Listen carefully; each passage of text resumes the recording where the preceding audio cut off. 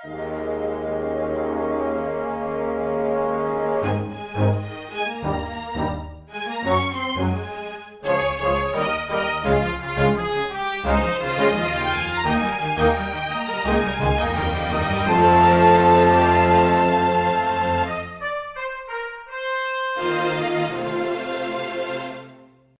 everyone, welcome to Weekly Manga Recap. It's January the 1st of 2025, and you know what that means. It's time for the annual Manga Recap. It's your hosts, Nick and Quinn. How you doing, Quinn? I am doing well, Nick. I hope 2025 is treating you well. So far. In that, I assume you have enacted revenge on some of your most personal enemies? This is being recorded, right? In Minecraft. Then no, I haven't. In Minecraft. Oh, Minecraft is a game for stupid babies, so no. Whoa! Nick's like, God damn it! I gotta add a bunch of people to the list. Damn it! Nick decided, he was like, you know what? I'm leaving behind in 2024. Bite my lip on all the shit those kids think is cool. You wanna know what else sucks? Cocomelon. It's just pictures of watermelons dancing back and forth. Your babies are stupid. I don't even know what that is. So. Wow, you never seen a Cocomelon? It's the thing that's making our kids dumb. Apparently, children are like finding themselves like they're failing to get developmental abilities because parents just put their children in front of this like dancing watermelon for like 2 hours, and that doesn't give them anything. Instead of at least putting them in front of like Sesame Street or anything that has like, there's no words in Cocomelon actually, I should correct myself. Cocomelon might be different, but there is a baby sensory video that is very, if you know anybody with kids, if you're like, what's the thing with like the dancing blueberries or whatever, and they could like, they probably have a shortcut on their phone because they're like, when you need it instantaneously. But yeah, Nick hates that, I assume. Let's name the positive qualities of Baby Shark now. Teaches you about family structure. That's true.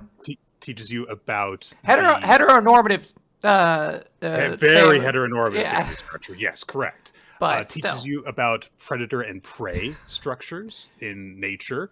Wait, do the baby sharks kill something?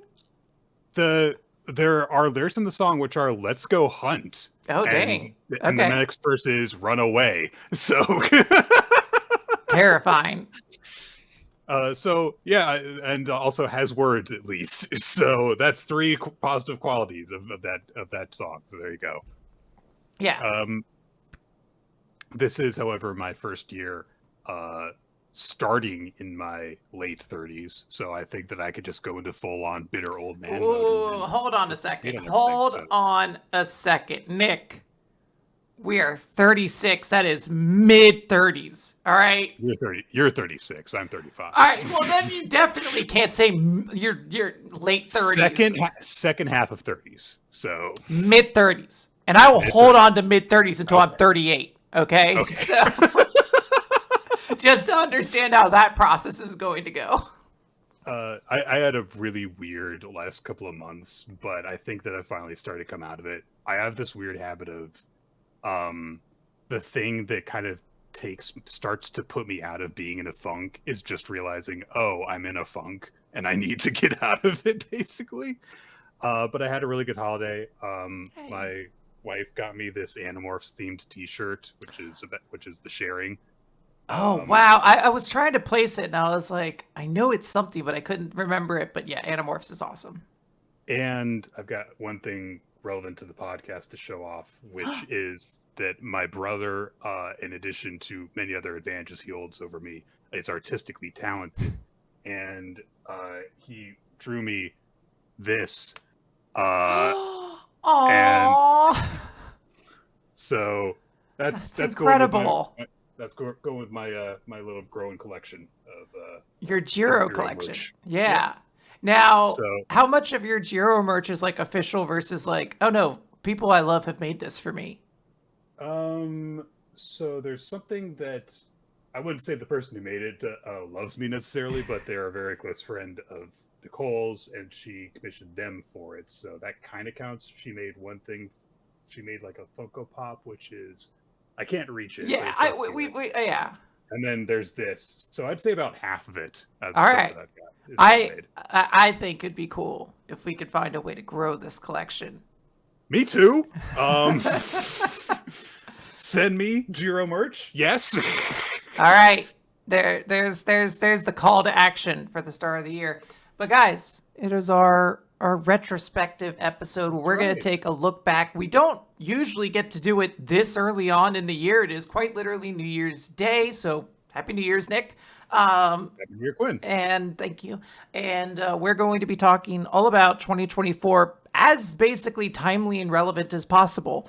So we are not going to be talking about the newest chapters, our new chapters of Marriagetoxin, Dandadan, and Chainsaw Man. We will be discussing all of those next week. Dandadan specifically will also be added to the recap next week as well. Right. But we are going to go through all this stuff. And the reason we're not talking about them is mainly because this episode ends up being kind of long because we end up having to talk about a lot of things. Specifically, we're going to start by talking about all of the series we took as recommendations throughout 2024, starting with the 100 girlfriends who really, really, really, really, really like you. Love you. Yes. Love you. Yes. So this was the big harem series that the entire gimmick is that the main character has to meet 100 soulmates and be in a relationship with all of them. And bad things will happen if he doesn't. The premise of it is kind of not focused on eventually because it's just a matter of like, look, he's just going to meet these 100 soulmates and he's going to have a relationship with all of them at the same time. That's the gimmick. I will say, I do appreciate that the series is very dedicated to the gimmick. Like it's yes, it is not strayed away from like there are going to be 100 of these girls. You're right. It's like you got to admire when you set a number that high when it's in terms of like characters that are going to be permanent cast members and specifically permanent cast members that are going to have a relationship with the protagonist. That's a high bar to set. That being said, for as ridiculous as the series is, we did have some laughs in it, but I think we both kind of walked away from it being like, nah. So we got through like 22 girlfriends and we were like, that's enough. That's enough. That's enough. I've seen enough. Look, I will note this because I think a lot of the series that we're going to talk about throughout this year, a lot of them we took because these were like highly recommended series. These were stuff that our audience has had a strong affection for. And our audience still, to my knowledge, really likes this manga. They talk about it. They really love this manga. And I totally appreciate that. I agree with you. I think it's admirable to like commit yourself to 100 girlfriend premise and not to like just discard the girls after a while. Not to be like, all right, well, let's move on to the next one. We're done with the last 10. They're old news. They're old hat. That would be unwieldy. Come on, obviously. Yeah. People keep still showing up and stuff like that. So, I do appreciate that this is a series that goes out that way. But that said, I don't see myself ever going back to like reread the rest of this series or be like, I gotta know what happens next, But I wonder if he'll get another girlfriend. I like. Is there a part of you that's curious what happens at the end? Like he's met 100? Okay. No, don't care.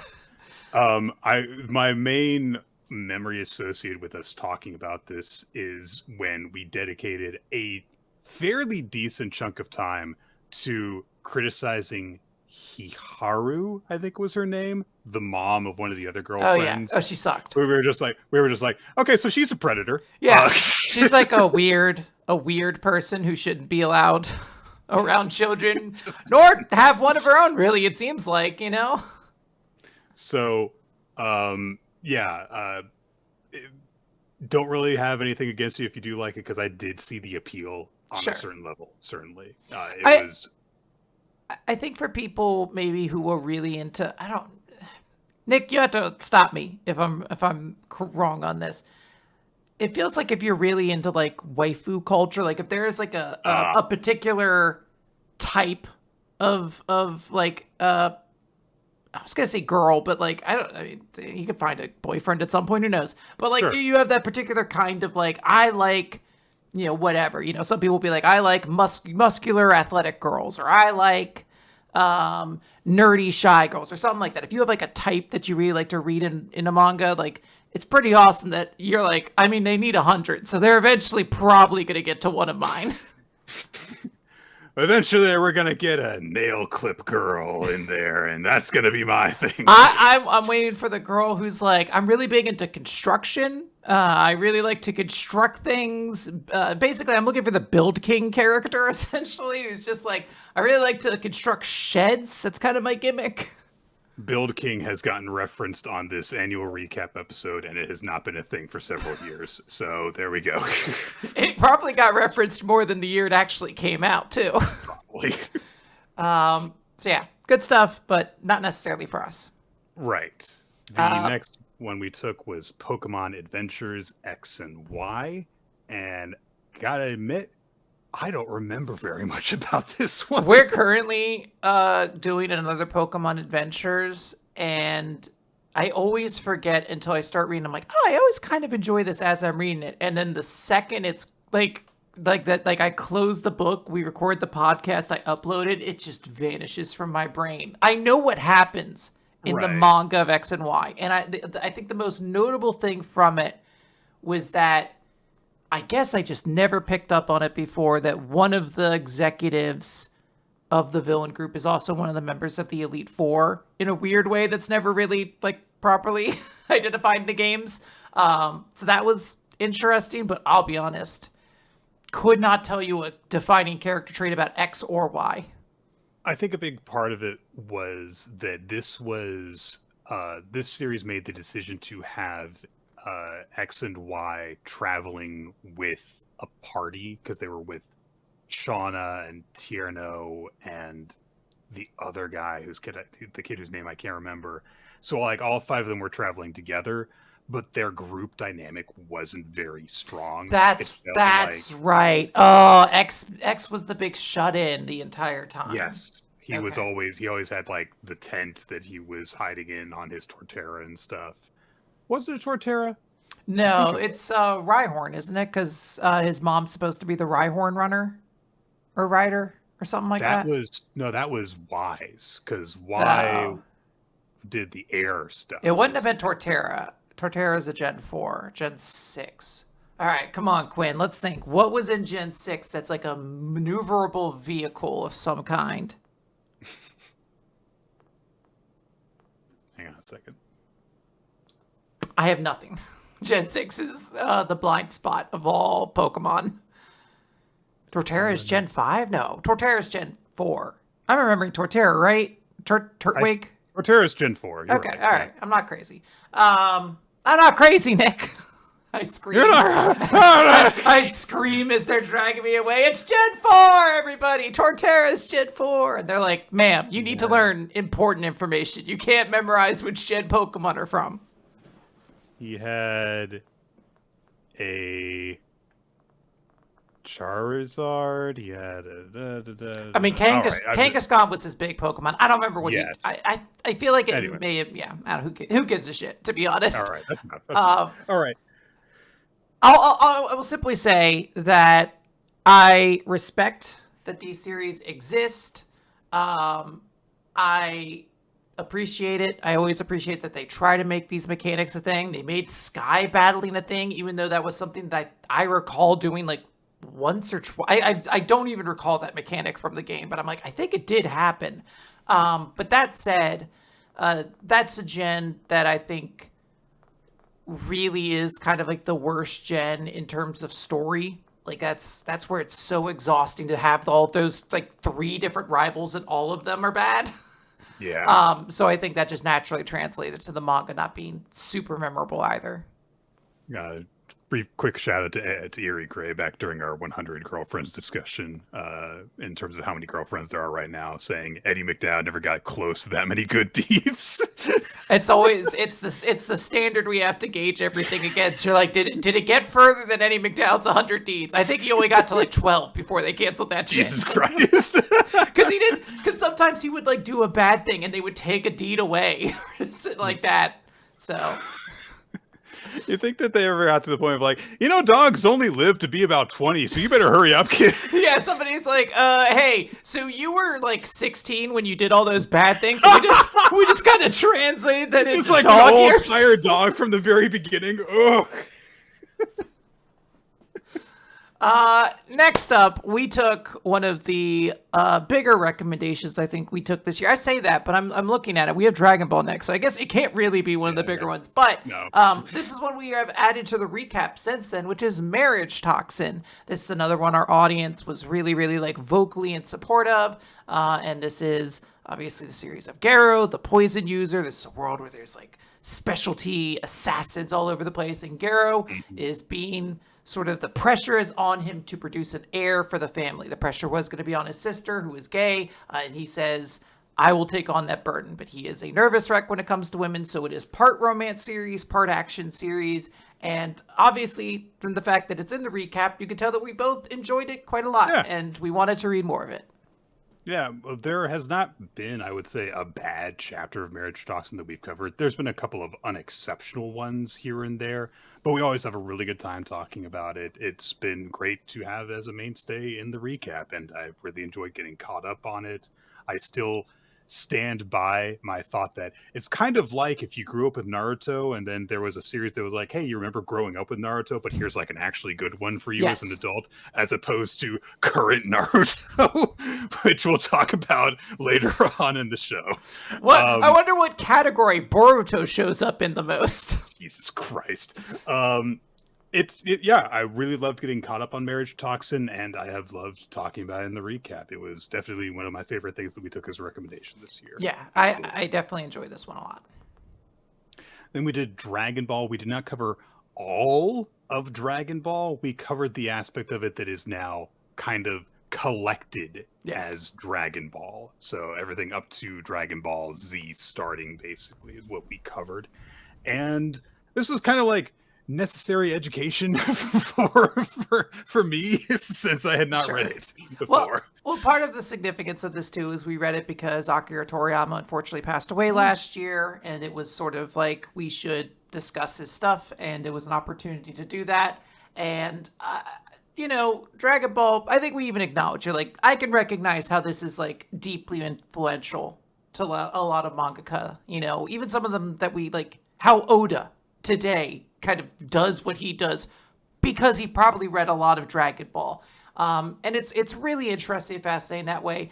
It is an extraordinarily problematic manga at points, as many things that are 50 years old tend to be or whatever, but... no, not quite, but very close. Not 50, 50, very close. 50 was thrown out there, but it's Well, you threw it out there as like an exaggeration, and you're not very far off. Yeah. So.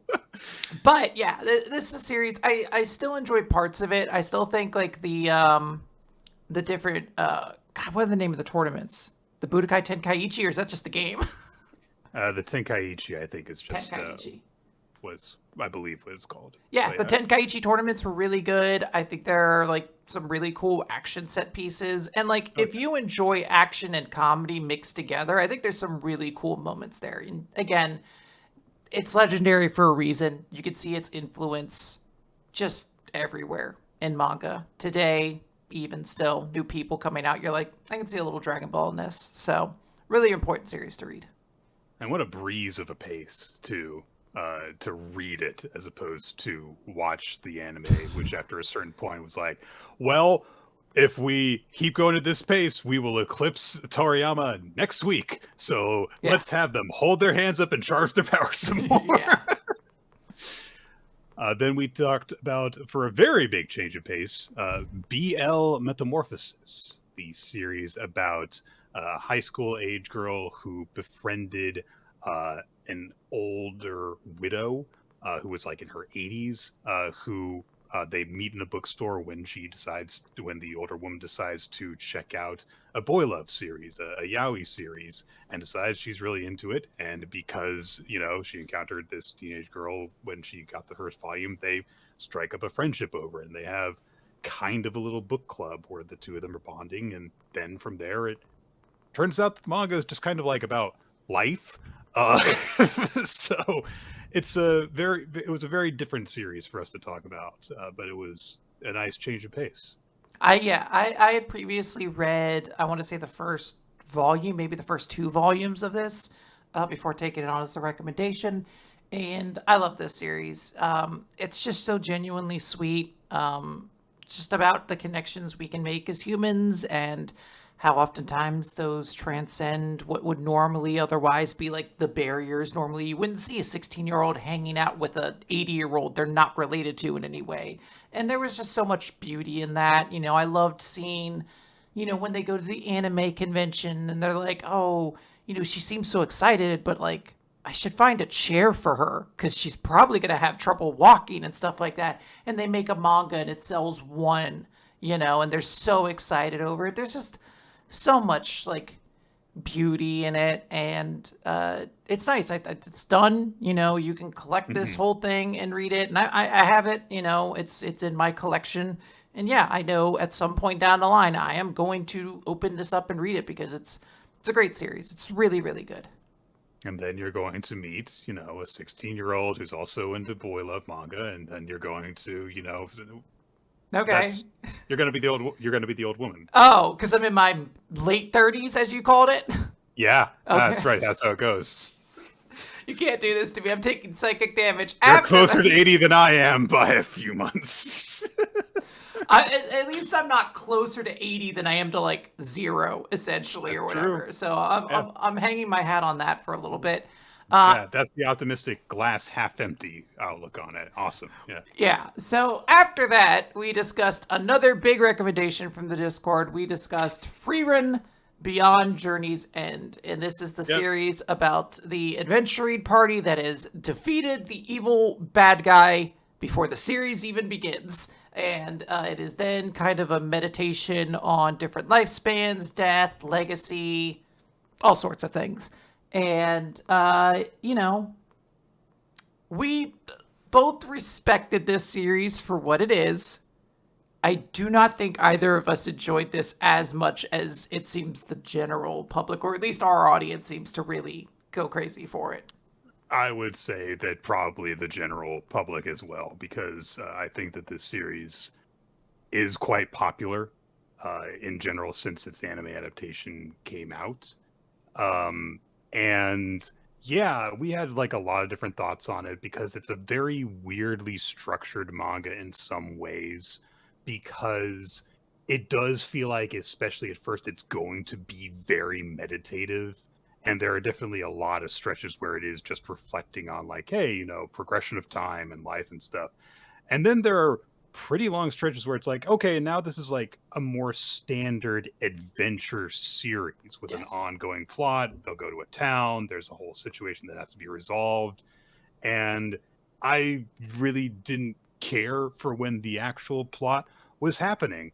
And it comes up quite a bit because there's, if you get into a story arc like that, it's a big stretch of time where stuff happens before it goes back to, the breaks in between, that kind of thing. Yeah. And also, I don't know, I just didn't really connect with the characters very well either. So it's not for me, and it seems not for ye either. I will note, this did not make my worst of 2024 list, but there was a brief moment I was like, does it go at number 3? And I was like, no, I will get killed by somebody in our Discord if I do that. I don't know who, but I will end up in a box somewhere, like the bad guy from Majitante Nagami Nero.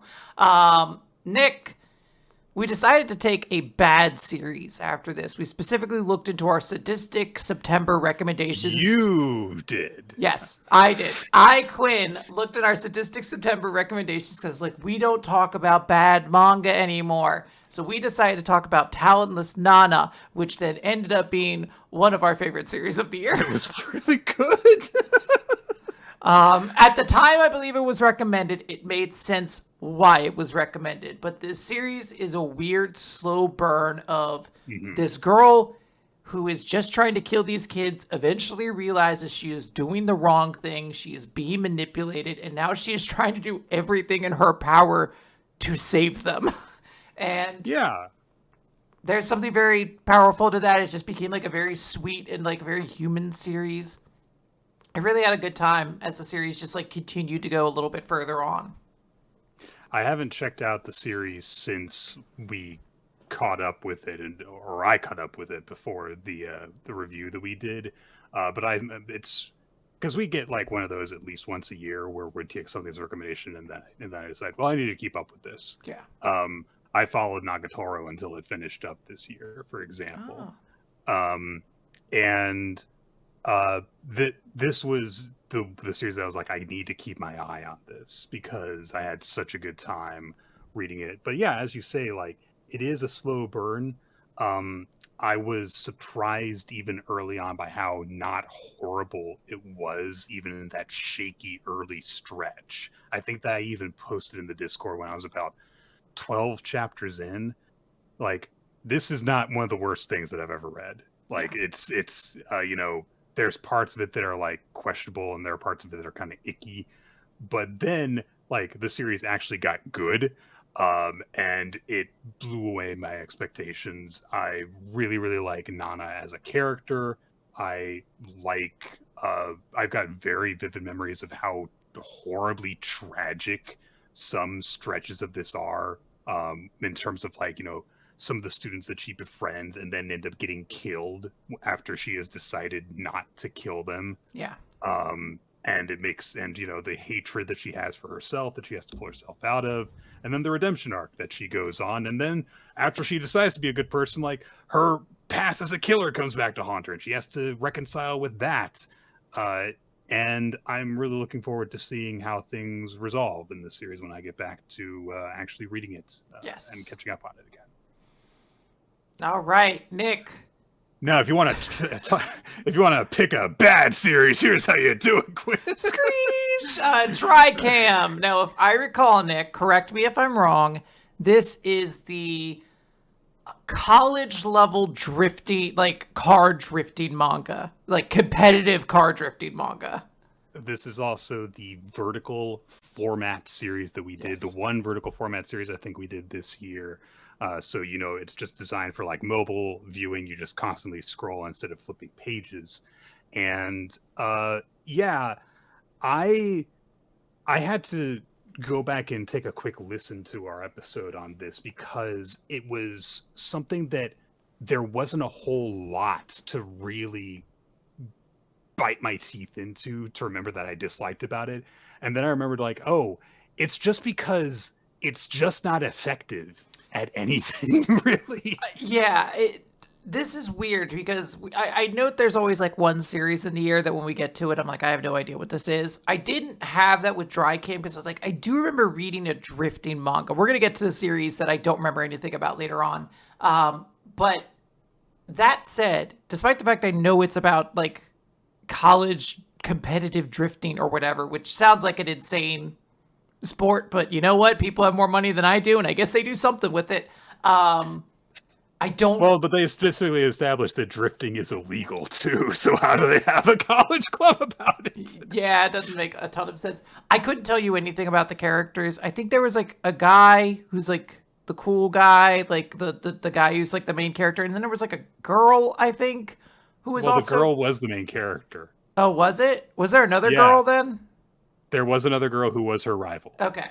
Wow, this is a Yuri manga? How do I not like this? I think that they very much just did not go in the direction of it being Yuri, even though it could have been. This could have been, you know, cute girls don't play fighters. Like young ladies don't play fighting games. Young ladies don't play fighting games, yeah. Yeah. Which is the series I'm still trying to catch up on. It's good stuff. Yeah. But yeah, truth be told, don't really remember anything about Dricam. Outside of it's about cars. Very interesting.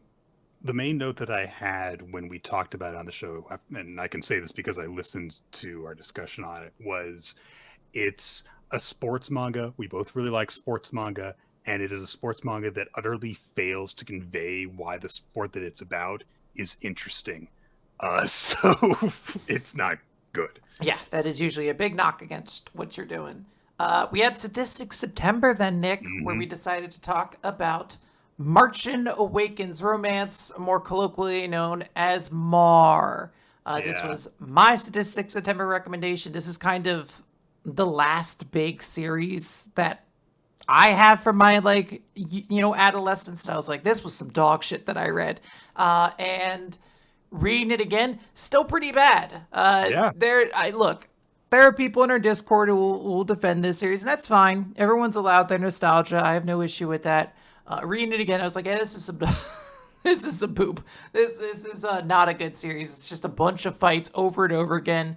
Every round ends, and they're like, you gotta do a training arc now. And you're like, cool, I guess we'll just do another one of those. And just has, like, a really clunky structure, essentially. So, if you ever want to read a manga that is structured the way that you play a RPG that you're not good at, so you just over level for all the fights so that there's no stress or dramatic tension, read this manga, and it'll reflect that experience, and it'll be bad stories. So yeah, I'm very proud of the review that we did of this, because we had a big meaty discussion on it. Yeah, we had a very fun discussion on this. I think this year we had a lot of really good discussions just as well. Like, if you look back to a lot of these episodes, there are, like, pretty meaty, long discussions. There's very few, like, 20 minutes, like, all right, do we have anything else we want to say on Dricam? I think that's one of the few, but it was definitely one of the few. Yes. But most of them, it's like, hey, we got a bit to say. So I do appreciate that.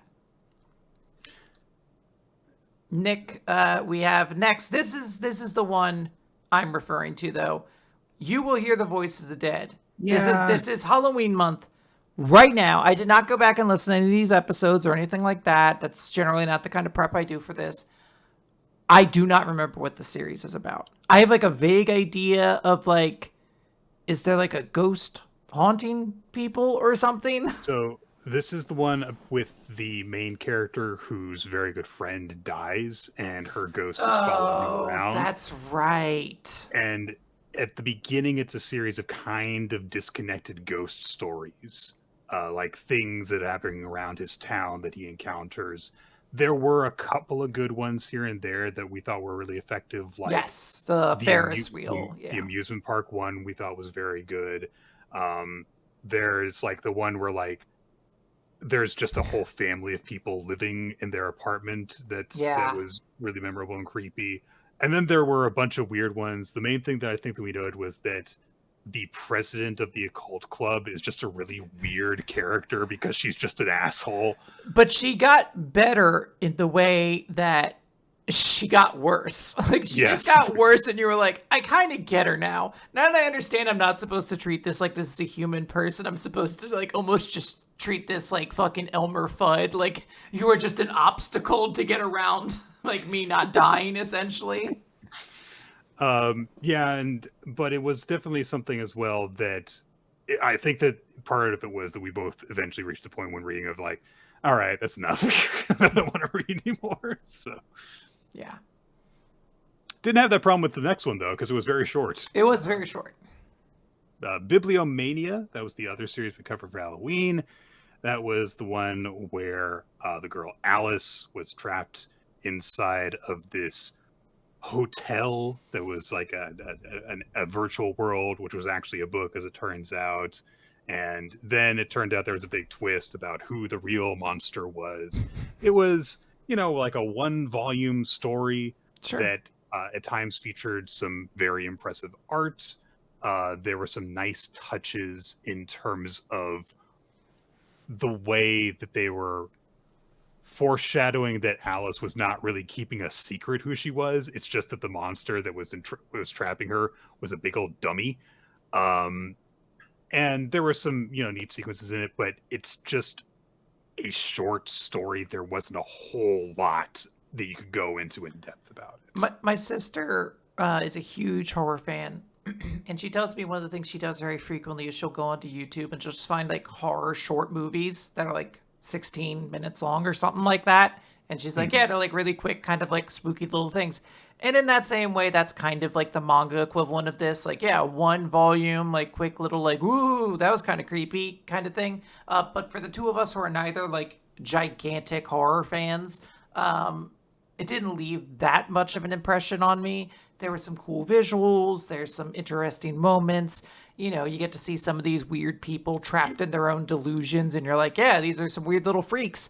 But by and large, not a particularly like. I don't think I will ever in my life think about this series again. Unless like unless like the world fucking opens up and there's a book that's gobbling us up, and I'm like, I think I read a manga about this. As I'm getting sucked into the book, I'm like, I think we did an episode on this. Then we talked about Kowloon generic romance, which was, well, not really a generic romance because it turned out there was some weird sci-fi stuff going on inside of it. Based around, it was set within a new reconstructed version of the walled city of Kowloon, which some of our listeners were very, very nice at pointing out.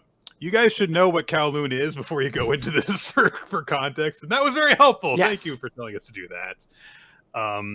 But I'd say that we, in general, had a pretty good time of reading it because it was interesting to see stuff happening, but it was also a very weirdly paced at times story, especially in terms of how its revelations were paced out. Sure. Whenever a big development would happen. Yeah, this is a series that eventually does get more complicated, but for a very long time, you would just assume this is a romantic manga with like, you'd just be like, oh, this is a romantic manga that just has like this weird pyramid thing floating in the sky every so often they look at. And that would kind of be it.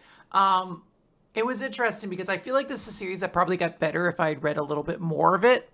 But at the same time, this is a series that I felt like if I got into it, I did not want to get caught up and then be caught in like the week to week chapter basis. I think this is a series that, oh, by the way, we also had a mistake in the episode where I said that this isn't officially translated, but it is by Yen Press. So you can actually buy the volumes of this. And that might be what I end up doing at some point in time. Like once it finishes, I'll be like, all right, we'll just slowly collect the volumes, read them, and just enjoy them or something like that. And then, of course, Dandadan. Dandadan. So, yeah, overrated. Which we...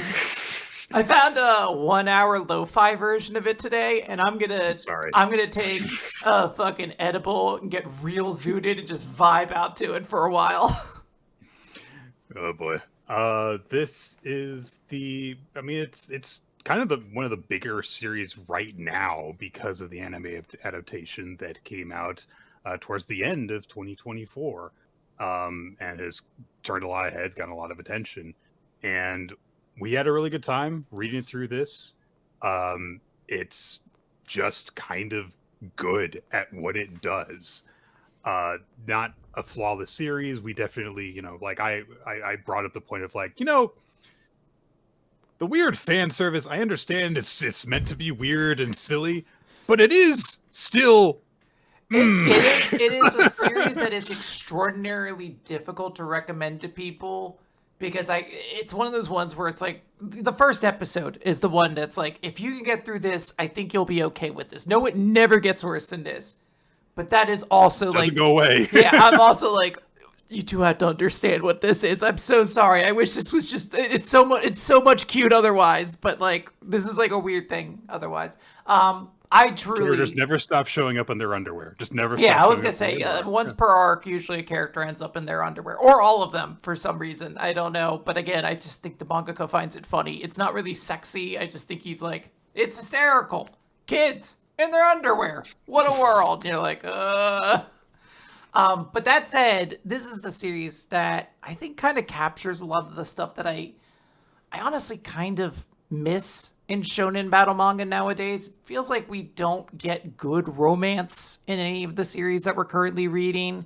Better action in there. Characters with just like unique powers. Like none of what happened in Dandadan in the past year is up for any of our supplementary awards or superlative awards. But if it was, oh gosh, what's his name?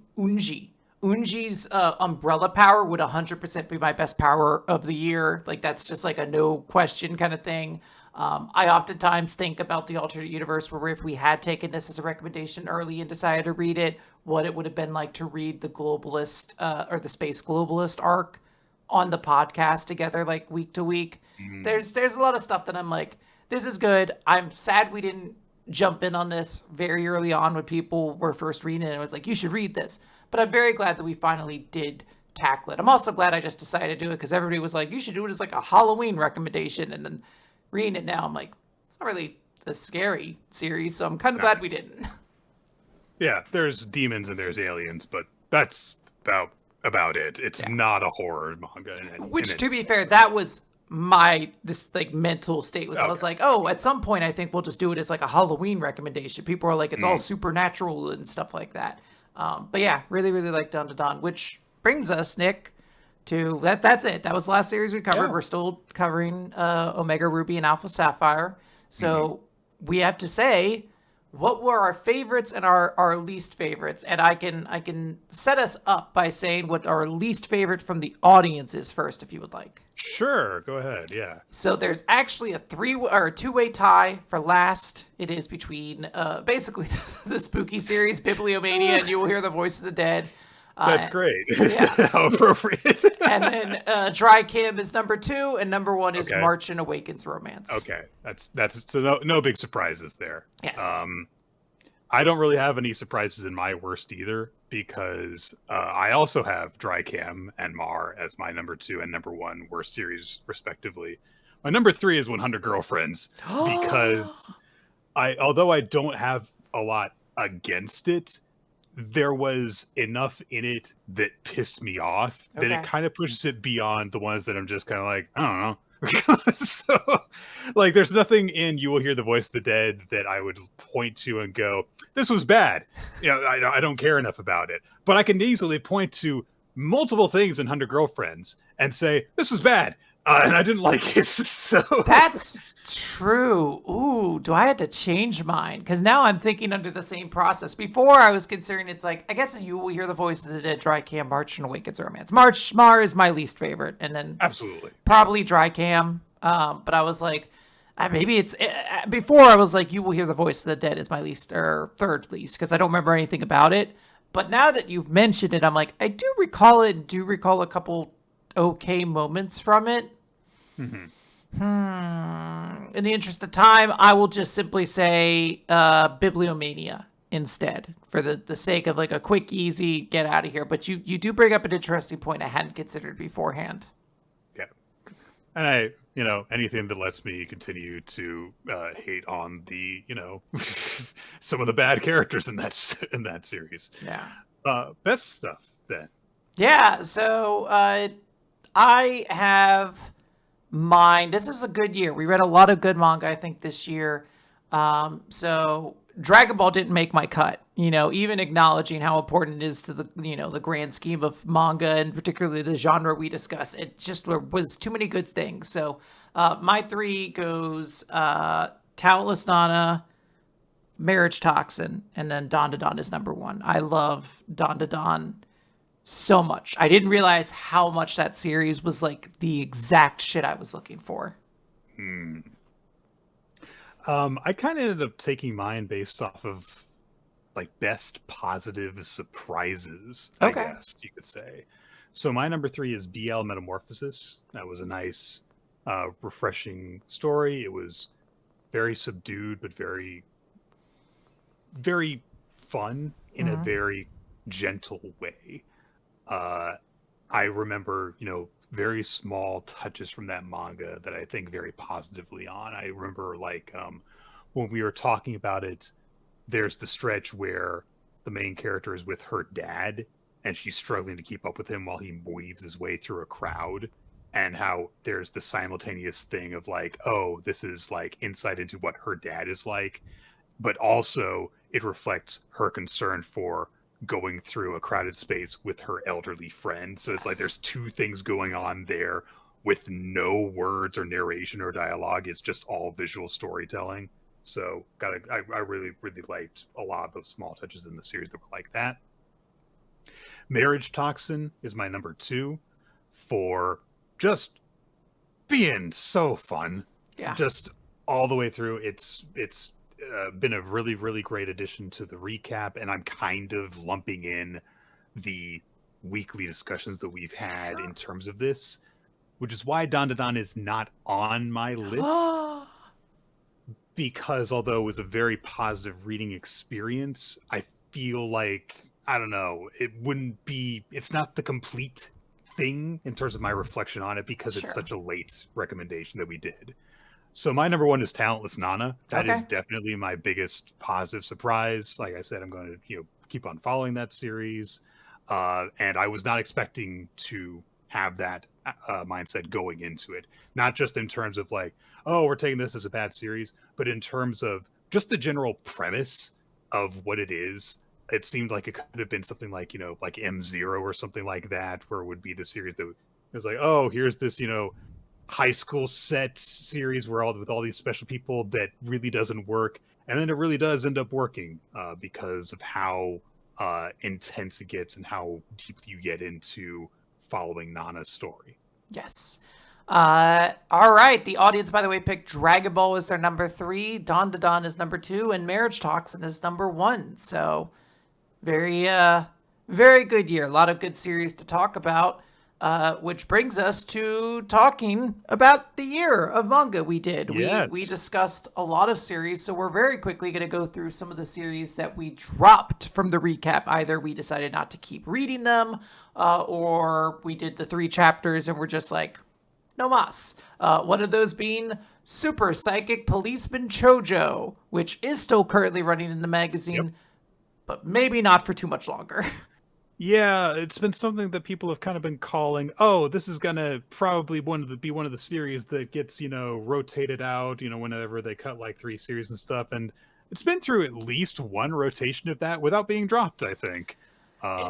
It's getting close there. I always forget the name of the mangaka, but they did some on the Summoner, which apparently I don't know the exact story, but apparently there was like kind of like I don't want to say a meme campaign, but there was definitely like a temporary push to get it popular, and it shot up the rankings and then very quickly kind of dropped. And it seems like the very similar things going on with Super Psychic Policeman Chojo, which did like pretty good numbers at the very start, like in terms of ranking, and then has just kind of steadily dropped off. I've seen like a couple clips of it since then. Panels. There's another Yu-Gi-Oh chapter recently, I guess. That's apparently the thing you just need to do if you're a comedy manga. You just have to have your characters play Yu-Gi-Oh for a little bit. But it was enjoyable. And get confused what monsters are dragons and what monsters aren't, I think was a big thing that I had. You can't trick Nick. You can't. No. Then we did Dear Anemone. I had to look this up, man. I could not remember this for shit when I saw the title. This is the one where they get dropped on the island, right? This is the evolution-based one where the monster flower bonds with the hero. And there were some interesting aspects to it. There were definitely some things that were catching my interest early on, but then swiftly, on like 2 chapters later, it was like, oh, I don't know anymore. And we stopped reading it. It was definitely something that felt like it was trying to jump into that Hell's Paradise kind of spot of like, we're going to be edgy, but we're in the main Shonen Jump, so we can't be as like graphic and bloody and stuff like that. And I was like, oh, all right, well, I don't really care about this as much. And it just didn't do anything to win us over in the first 3 weeks. Didn't seem to win the audience over either, because I believe it has ended pretty quickly after that. It did. It ended at chapter 17. So one of the under 19. Yeah. Brutal. Then we did Kyokuto Necromance, which was, it was an Exorcist series. It's very funny because I think I know which one it is, but my mind will not stop telling me it's the one with that really bad name that was like Shadow Eliminators or something like that. Oh, God, yeah. In my mind, I'm like, it might be that. I think this is the one that had like stands, essentially. They had like JoJo-esque like stands or something like that. But like, yes, and like you absorbed them in order to use the spirits against each other kind of thing. Something like that, but I just do not recall anything about this series, and that's kind of the fate of a lot of Exorcist series, is like they fail to like really make themselves memorable in any way, shape, or form. Set your Exorcist series on an island. I remember Dear Enemy. Like, come on. Yeah. Have a something that sets you apart if you're going to do that, basically. Yes.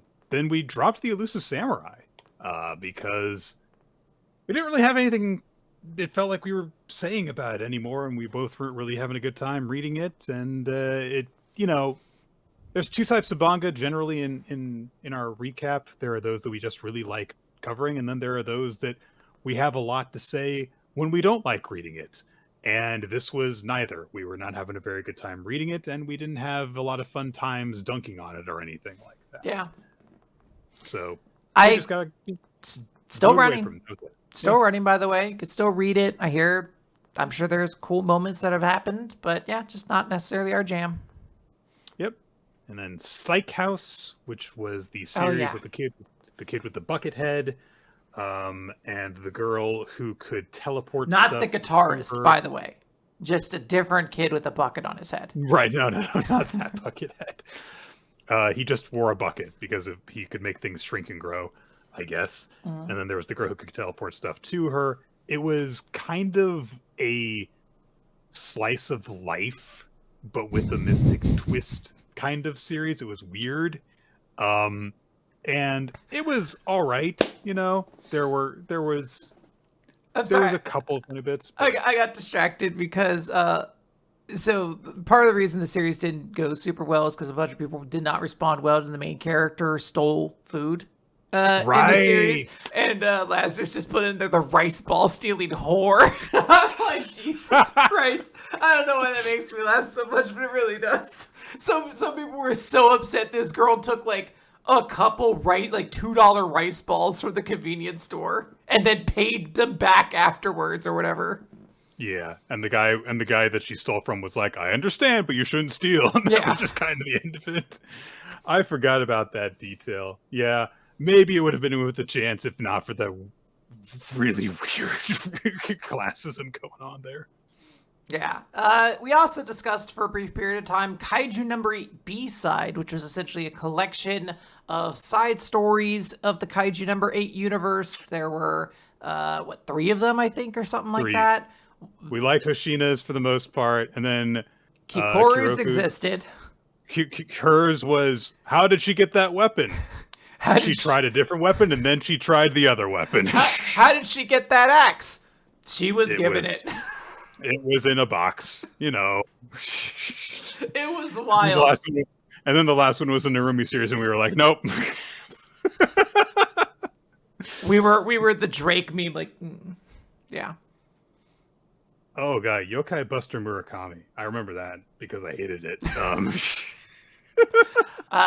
Yes, this is the one where there is Murakami, who is a very just blunt, straight-faced guy. So it's a comedy series about him interacting with these different yokais, and instead of being terrified by them, he's just kind of bluntly like, but you're a kappa. Why do you, that kind of like energy back and forth.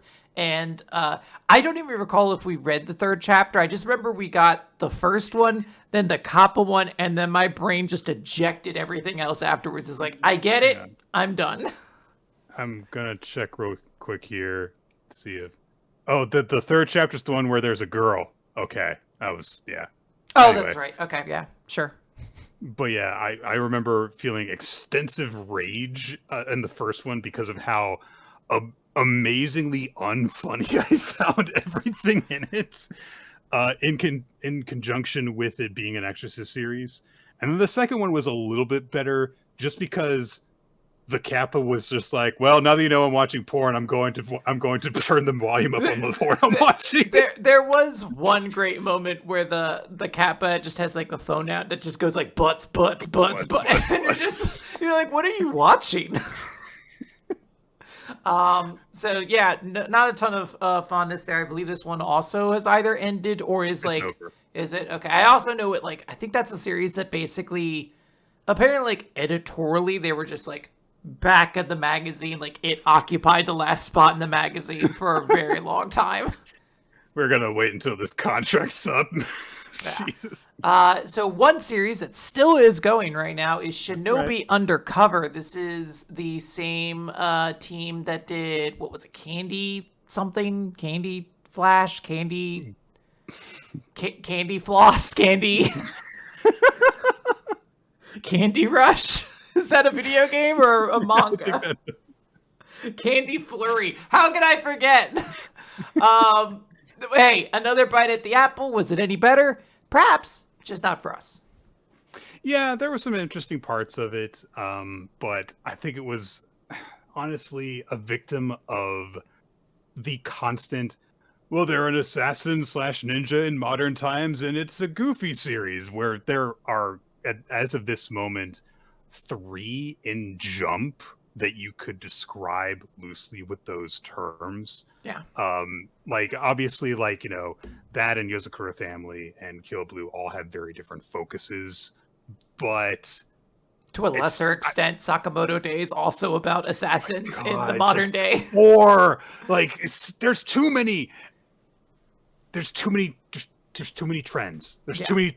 There's not enough trends. What am I saying? There's not enough trends. There's that, and there's Exorcist series. Well, One Piece has fucked us for a while because nobody can make a pirate series until it ends, and it's been going for 30 years. So everybody's like, "Well, what the fuck else do I do?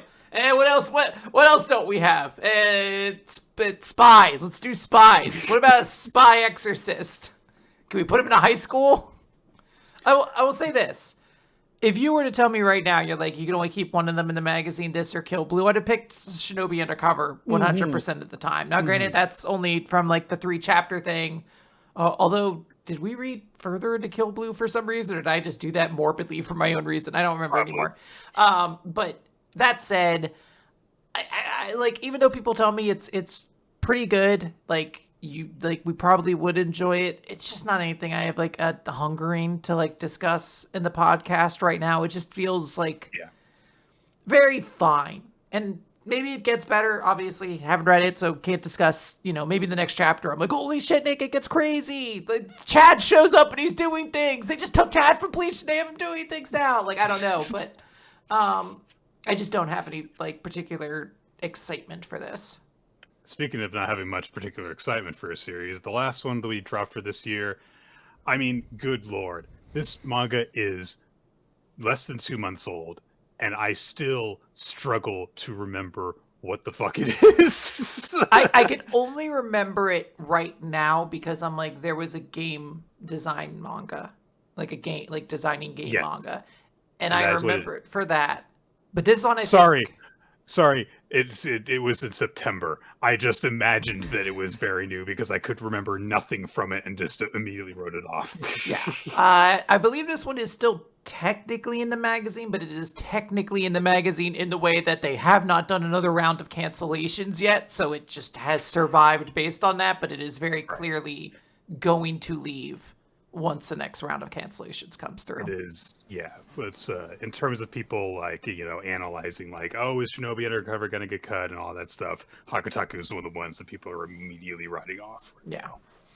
Which, I don't know. I mean, nobody in our Discord seems to really be sticking up for it, so I have no reason to believe it got much better than when we were reading it, but you know, it's kind of always a bummer when a series that's a little different doesn't get in there, but at the same time, I don't think I really can recall much about either of the leads. I think the main character was kind of just like, I think the way they just kind of tried to explain he was like special brained. He was just like a different kind of person. And the girl was just like, I'm a recluse or something, but like an eccentric recluse of some kind. It's just, I don't know. Yeah. And it was very strange because he was very good at conceptualizing games. That's and it. She was not, but she had been doing it for a really long time. It was very weird. Yeah. Anyway, that's we had a couple of extra chapters as well that we covered on one was a Mashle sequel chapter that just kind of was like, hey, here's everybody. All right. Okay. It was all my friends. It was a little bit more Mashle. There was a thing where there was like a kid who was deciding if he wanted to be a student, and Mashle helped him out by helping him to learn that his stupid magic power had its uses. It's just a cute little story. Yes. big one was in celebration of the 21-year anniversary of Eyeshield 21, we got an extra chapter of Eyeshield 21, and boy, oh boy, was it weird. Oh, man. Again, special thanks to Molderman, who helped actually construct the chapter so we were able to read it. We could read it because of Molderman. It was great. Yeah. We had a tremendous amount of fun reading that chapter and discussing it on it. It's not a particularly great chapter. It's essentially just like, what if the football league they're in decided to start using AI a little bit or something like that? And then, hey, all the characters you know and love are in the exact same place, kind of. We left them at the end of the manga. But that said, I have such like a fond affection for Eyeshield 21. I think it's, it's one of the series that you and I really bonded over when we first were starting to become friends. There's just a very special magic to it that I really, really enjoy. So I'll take any Eyeshield 21 they ever give me. Never will I turn my nose up at it. I'm still waiting for a re-release of the volumes. I don't know if it's ever going to happen. And that makes me sad. A couple years ago, I happened to go into a comic book store and was like, do you guys have Eyeshield 21? They're like, no. Well, they had manga. Sure. It was actually kind of awkward because I was like, do you guys have like any manga that's not here? And they were like, what, you mean like porn? I was like, I understand why you say that, but no. No, almost the opposite of it. Do you have a manga? I was like, do you have a manga about American football that I can enjoy? They were very nice about it, though. They like it was. I can't remember. I wish I could remember the name of the place, but we had a really good time going into there. It was like a real proper like nerd comic book store. They had all sorts of like extra merch and stuff. They had these big sticker stands that Nicole went diving into. She got like a couple hundred stickers for a few dollars. That's awesome. But they were very nice. I had an actually kind of protracted discussion while waiting for her to get her stickers with some of the people who worked there about, various manga and stuff. And some of them knew what I was talking about when I mentioned Eyeshield 21. So it was really nice to find people who knew what it was in the world. Anyway, that's that section. Now's the hard part. Yes. Now we are going to talk about the series we discussed throughout the year, and we are going to kind of recap them a little bit. But we always do a little special game with these retrospectives where usually it's just Nick tries to guess what happened in the first chapter of every year. I also have started joining him this year as Ninja X3i helps to kind of construct this. So we are going to be going alphabetically into series that we talked about this year, starting with Akane-banashi. Nick, do you know where Akane-banashi was at the start of this year? I'm not confident about this. I think it had something to do with the Tanuki Dice story. Okay. I don't think it was her performance, though.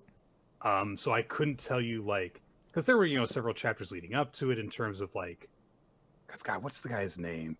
But he rolled dice in order to, decide if... Choji or Chono? Chojo, I think, was... Chojo? And there was, I guess I'll go with the thing that he did where he was rolling dice and Akane kind of proved herself by just being like, it's gonna be even. Just like immediately, it's gonna be this. And because she had that attitude, he was like, okay, yeah, I'll teach you a story, basically. Okay. Because he was testing various apprentices in terms of their mindset on that, and she was just like, it's gonna be even. I have a vague idea of where we were at the start of the series because one of the best speech recommendations is the speech Akane's dad gives to Taizen, and that's very early on in the year. So it must have been somewhere in Asago's Futatsume promotion exam. And I don't know specifically what happened, so I'm just going to say it's the chapter where they say, hey, Taizen isn't here yet. And Akane realizes that if he doesn't get there, her dream ends because she's not going to get to perform here and all that sort of stuff. And she won't be able to ask him to recommend her for Futatsume. Okay. I have no idea. I guess I scroll down here. Chojo tasks Akane to perform Tanuki Dice without the Rakugo standard. Edo dialect. Akane goes to karaoke with her school friends, and then Chojo visits Shiguma. Okay. All right. I knew it was something to do with Tanuki Dice. Yep. I was definitely off on the particulars. I think I went too early. Yeah, I was too late. You were too early. That's how this tends to go. But Akane-banashi is one of the stronger series from this year. It seemed to go pretty well. We did have an issue with the fact that Asago's promotion exam went by without them actually showing Asago's performance, but that's fine. He's a minor character, I guess, in the great scheme of things. I think this was a really strong year, especially in the second half. For Akane-banashi, we had Mike Carey's performance. We got to see Shiguma perform, and he had the Death God performance. That was really special. And obviously, we ended the year with the Shiguma flashback, which maybe went on a little too long, but I think both of us could agree, like, has informed a lot about a show in Shiguma and has made us like them a lot more. Absolutely.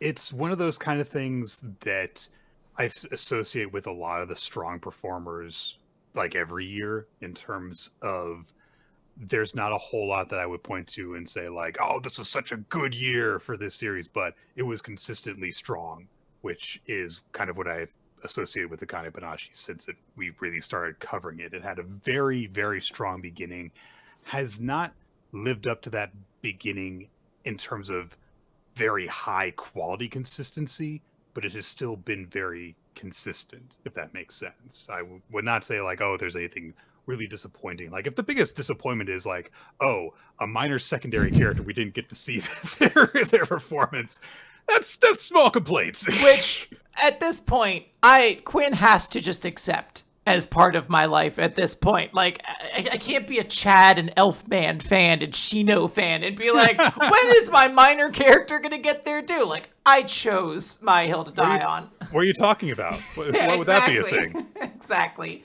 I don't have that problem.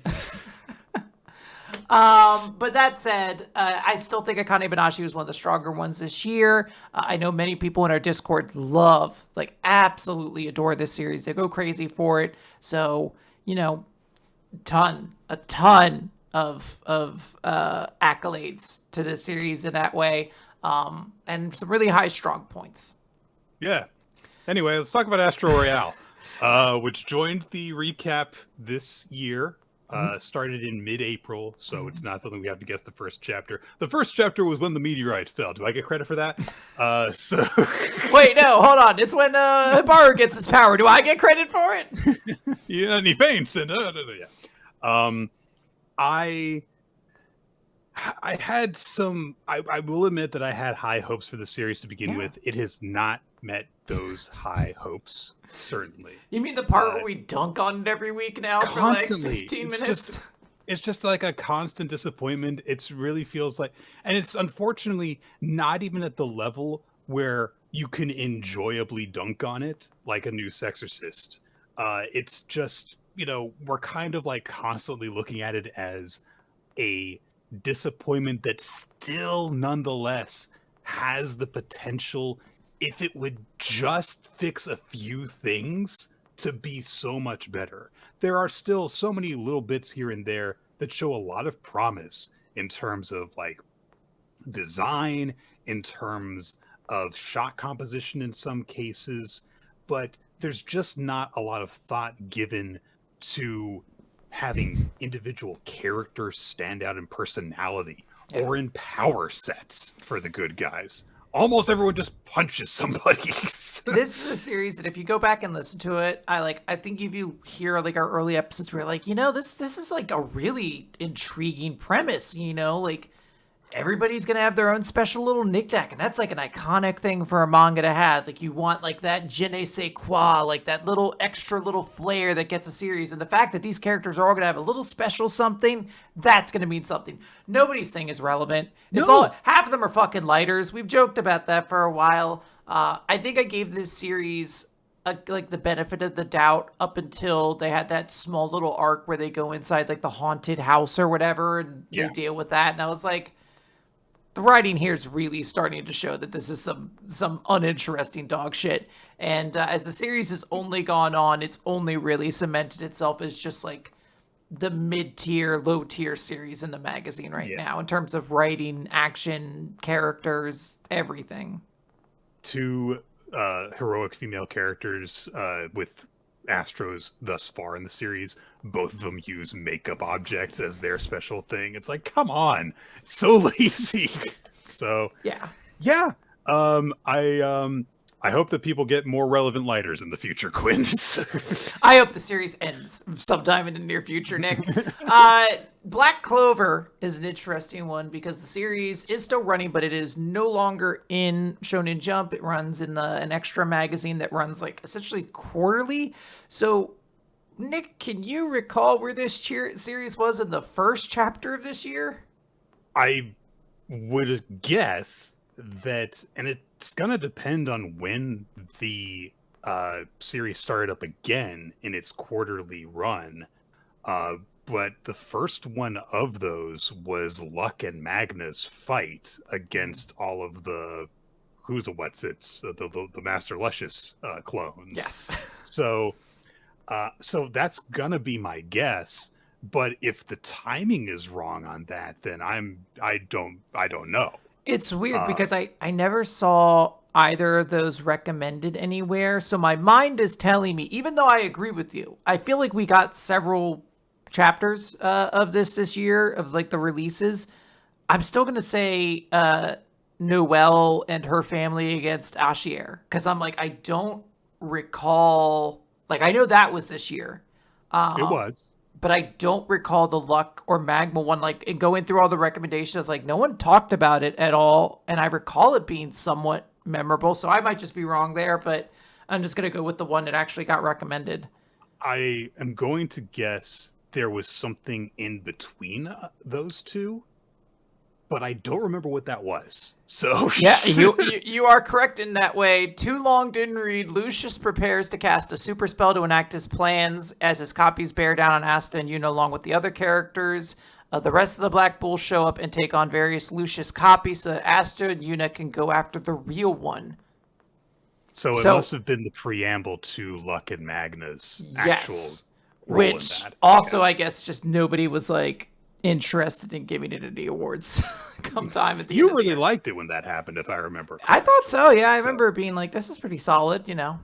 Hey, I was just kind of like, "Oh boy, it's all the parts of Black Clover I don't like." Yeah. So Black Clover is not bad. It's tough to even really say anymore. I'll be honest. I don't know how to take this kind of release schedule. It's like the worst version of World Trigger, which already I sometimes struggle to remember what happens when you get a chapter after like 2 months, 3 months. It's not bad. You know, obviously I'm happy that Tabata is hopefully living like a healthier work schedule and gets to finish his series under his own terms to some degree. But it's been decent, you know, to an extent. It's just when you get 1-2 chapters every like 3 months, you're just like, what happened last time? Like, well, we're going to jump into the next chapter, I don't know, sometime in like a month or two. And I'm going to be like, did they finish the fight with, you know, Nature Boy Ric Flair and Yami, or is that still going on? Like, I just don't remember. Then we had Blue Box. Blue Box. So this is kind of tricky because Blue Box is a series in which things happen consistently. So moves pretty quickly, yeah. At a pretty good pace. I think that this was somewhere in the game against Yumika, which is ironic because that would mean that's where we're bookending with her, with, you know, the rematch.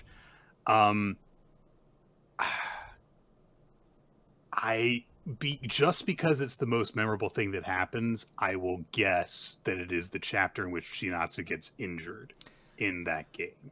Ah, you bitch. Oh, that was exactly the one I was going to take. Okay, I do agree with you. We're in somewhere in the whatever the pre-national event is, because the qualifier, right. Because I know that Haru's match is up for a couple things this year. So if you're taking the one where she injures herself, there must be a chapter afterwards where she has like a heart-to-heart with Taiki or something like that. I don't remember what happens in it. This is where, like, I'm just going to throw something out, not to stall the podcast, but, like, she must have had some kind of heart-to-heart with Taiki, and he was like, did she give him, like, his bracelet or something like that? The anklet or something? Well, the anklet's from the first freaking arc, but okay. I know, but does she, like, didn't she, like, reapply it or something? Like, there was, I believe, the whole thing that was, like, a more, like, renewing it. Yes. Okay. I can't remember when that happened, though. This is no, you were just after it, Nick. Too long didn't read. During Ame versus Saisho, Chinatsu's flashback, Chinatsu makes a shot after seeing Taiki in the crowd. Okay.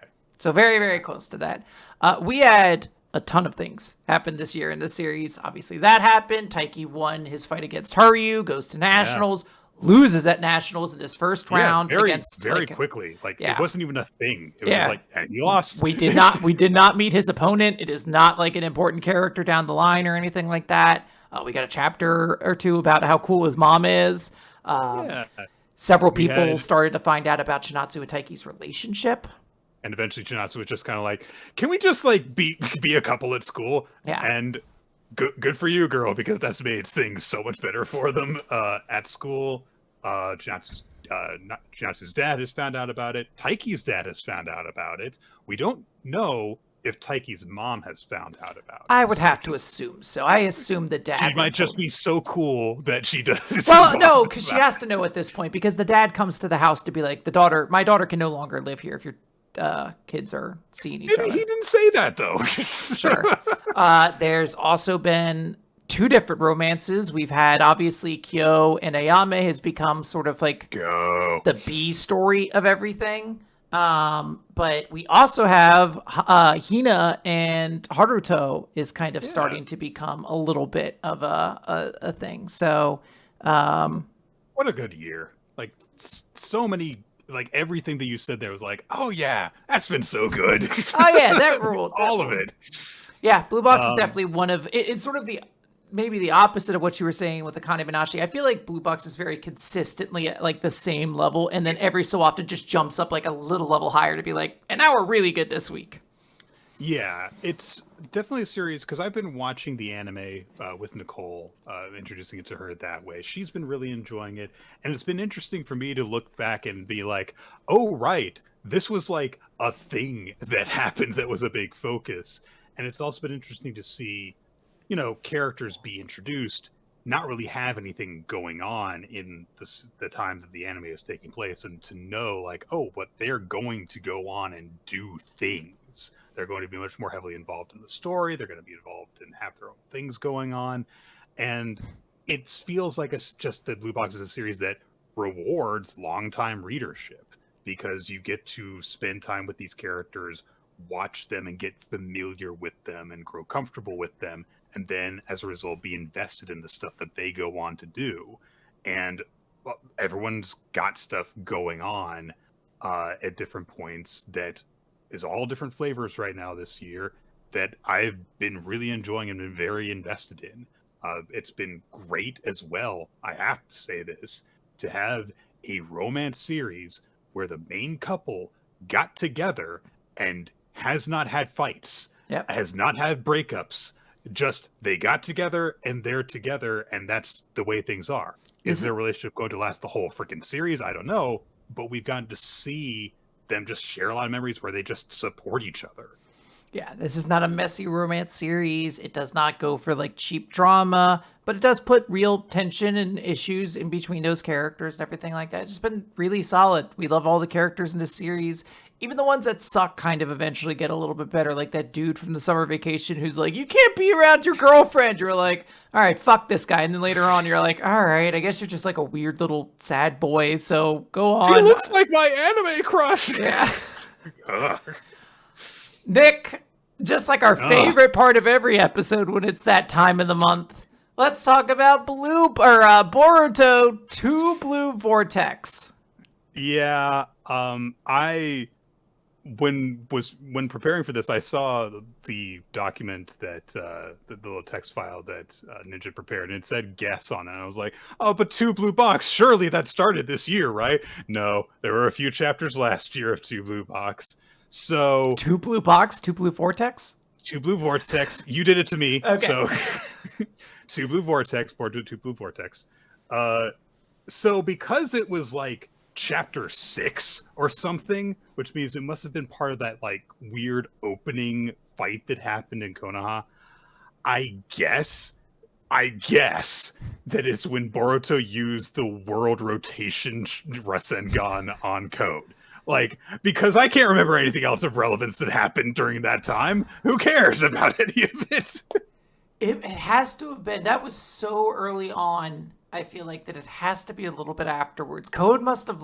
I'm gonna say it's after Code leaves, and like Sarada gets to see him again, and he has to be all like tough and distant, and then like I think Kawaki shows up at the end or something like that. But I couldn't tell you an important thing that happens in the chapter. Like it's just like I don't know. He met up with them, and then he probably explained why Sasuke is a tree now or something. I don't know. That's the thing, is that we would probably have an easier time remembering what rant we went on about Boruto than naming something that actually happened in the chapter. Because a lot of times, nothing important or memorable happens in a Boruto chapter. Yeah. Boruto's proper reunion with Sarada and Sumire. Shikamaru contacts Boruto through Ino, and Mitsuki attacks and then pursues Boruto out of the village. The only one of those things that is memorable is the reunion with Sarada, and that's only because of the few chapters that we've had recently where Sumire's been like, why'd you hug him? Yeah, Sumire's like, that was a fucking bad girlfriend thing to do, you bitch. You hussy, you skank. You didn't know I love him? Like, all right, chill out. How long am I going to be class rep to you? Boruto sucks ass. We all know it. It's awful. I had some friends over the weekend, and I was just talking about various different things. We started talking about Naruto, and I was like, I have to show you guys Code. So I put up a picture on my phone, but I was like, you have to see this dude in action. So I showed them a couple scenes from the anime, and I had to like remind them, like, okay, so this scene kind of looks cool. I need you to know this wasn't in the manga. Like the action's not that good in the manga. So he just a dork who has a bunch of speed lines behind him, basically. And it's just stuff like that. Yeah, Boruto's bad. It's really, really bad. It's been really, really bad throughout this year, and I don't think it's going to change. Weirdly enough, one of the options for most improved this year could be Ada, if only because everyone else got worse around her. But it's still just this horrendous series that we continue to read as a punishment to ourselves, but we usually dunk on it, so it makes it a bit more enjoyable. Absolutely. Chainsaw Man. I believe that this year opened with things getting very bad. Okay. With Denji returning to being Chainsaw Man again. Which would have happened like while there's the confrontation outside the apartment, which has been set on fire, presumably killing the pets. That's the chapter you're going with? Yes. Okay. I'm going to go a little bit earlier than you.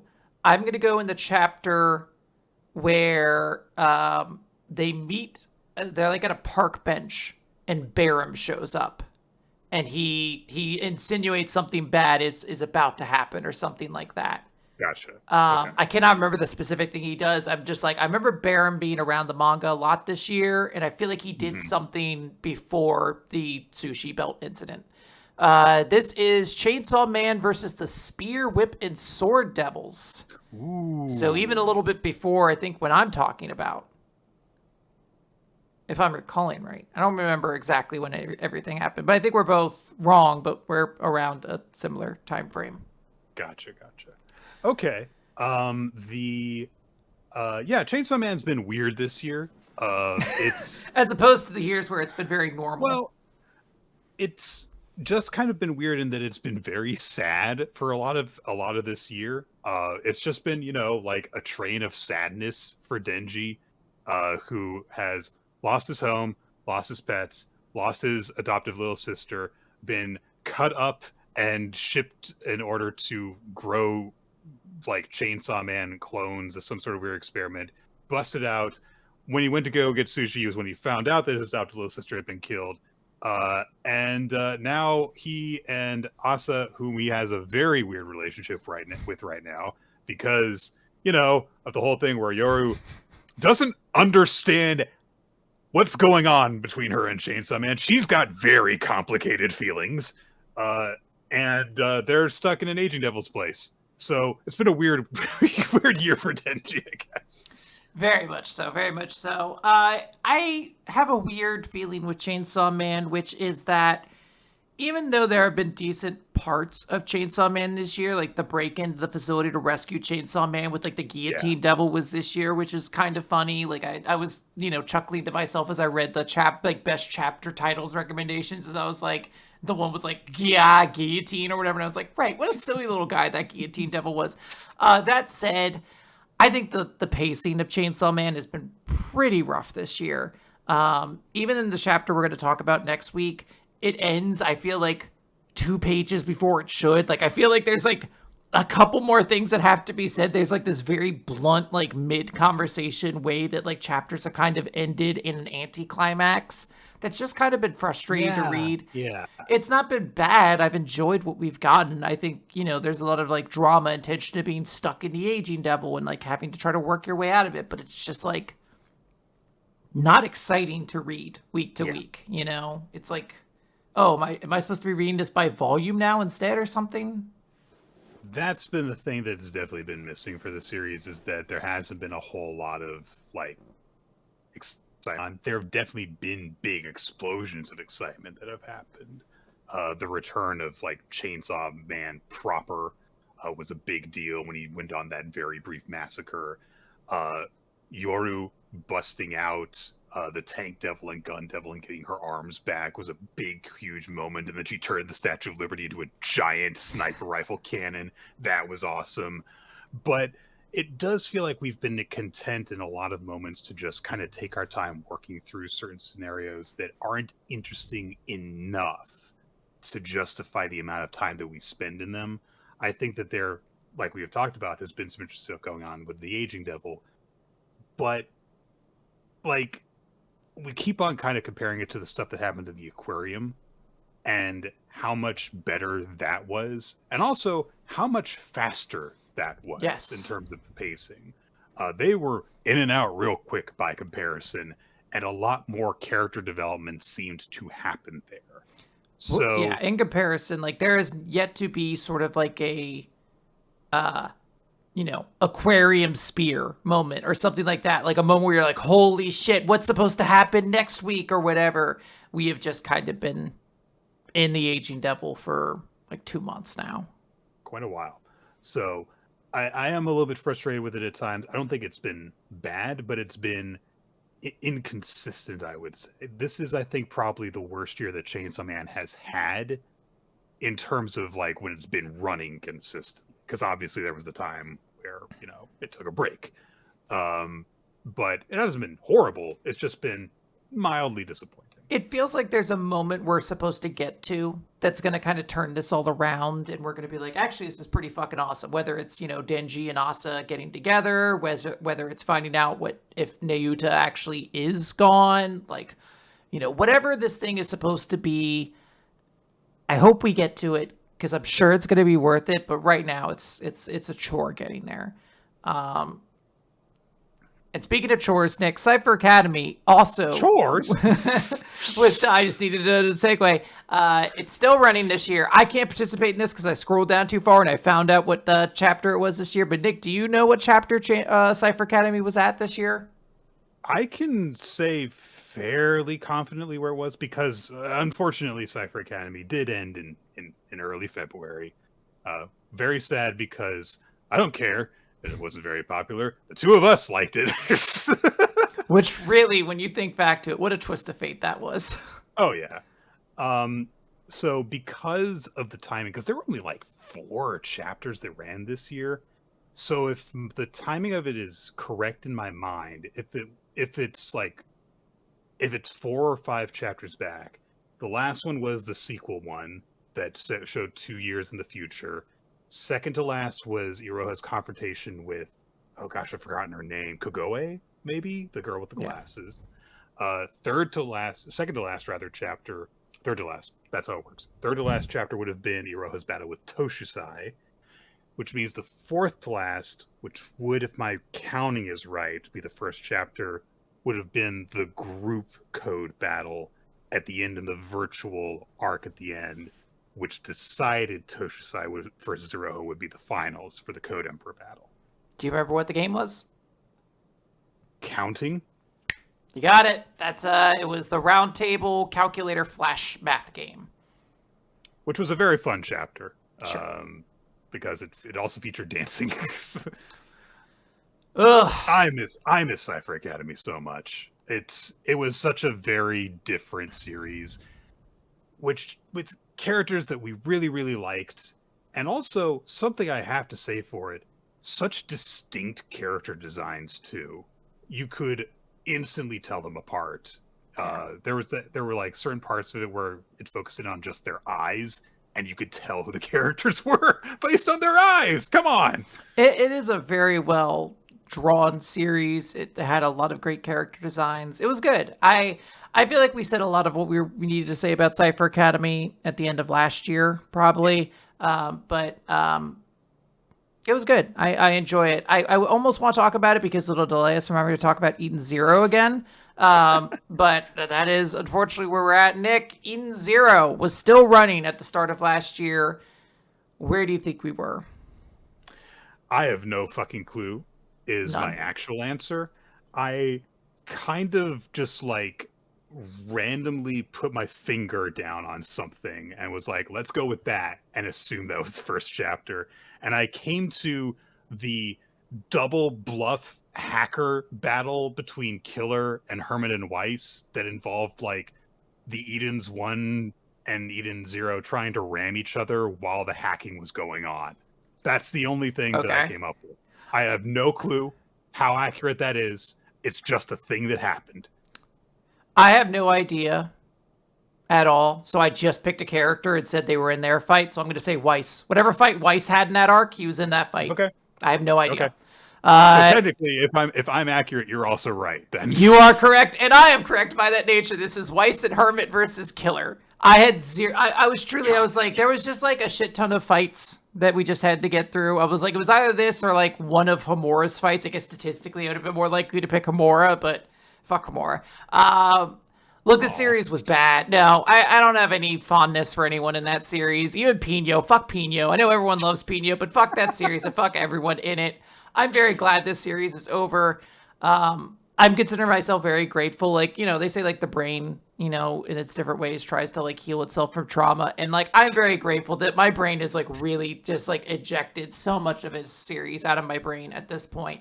I couldn't tell you anything that happened at the end of the series. They fight like an alternate version of Rebecca and Shiki's baby from a different timeline. Right. But he's a robot, but like it's still the baby, I guess, in some way, the unborn baby or something like that. It's just so dumb. It was so dumb, and it just kept going. Yeah. I think that we had some affection for Eden Zero, even when it was bad, up until the time skip. And then either because it went on a time skip, or because it went on a time skip, and also it was outside of our range because of the weird Kodansha app launch and it being taken off Crunchyroll, we were out of touch with it, and so we maybe lost our flow and lost our connection to it. And then when we came back, we were like, "Oh, this is bad." But after that whole time skip happened, we just had no affection for it at all whatsoever. And so much of it was just boring because it was the easiest stuff that could have happened. There were reinterpretations of characters that just made them as boring as fucking possible. So, yeah, I am glad that Eden Zero is done because it wasn't even interesting to talk about. We had some good moments where we got to make fun of it, yes, but we have other series for that too.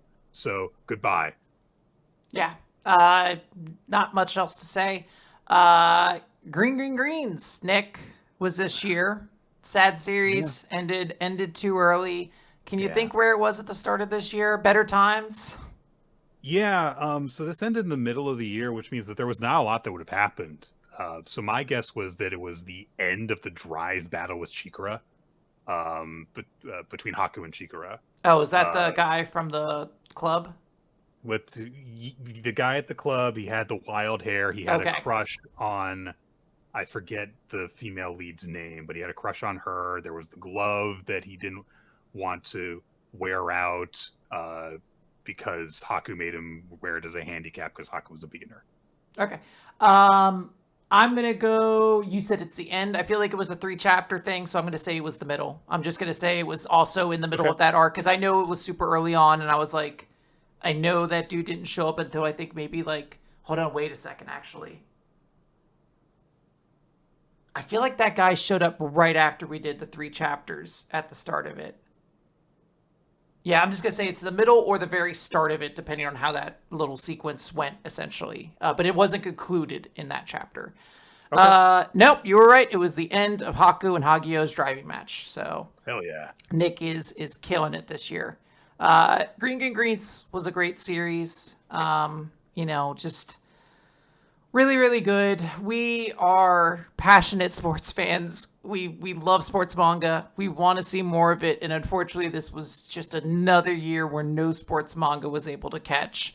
We're going to talk about 2 on Ice later as well. Yep. It's just a series that you're like, it was kind of good, but unfortunately, it didn't stick around. But we really, really enjoyed Green Greens. I think it just had one of the better lead characters. It had a really good rivalry between the leads that eventually was starting to almost tease a romance between them. It was just solid, really, really solid. But sadly, Jump didn't think so. The readership did not agree with us. The biggest compliment I can pay Green Greens, it made golf interesting. So, yeah. Hematon. Just want to give a very specific shout out to one particular frame that I remember we gushed over, which was, gosh, I really wish I could remember the female lead's name, but I can't. Oga, where it's like the follow through of a drive that she does, and the club is framing her face in the same way that the sound effect of her hitting the ball is, and it's just all focused in on her eyes, the sound effect, the club, the framing of everything. There was so much cool shit in Green. Oh yeah. So Hematon, yes, was started midway through this year. We've had a really good time with it. It's one of those things where you'll worry in some ways that it's just not going to last much longer, just because you're like, come on, come on, people, be interested in this romance series where it's not a super horny one. Look, there's a little bit of horny. Come on, guys, come on. There's a shot of a character's butt at some point, and that's crazy, right? But we've really, really enjoyed it in terms of just getting to know the characters, and also getting to know the characters' relationships as they've gotten to know each other. It's been fun. Yeah.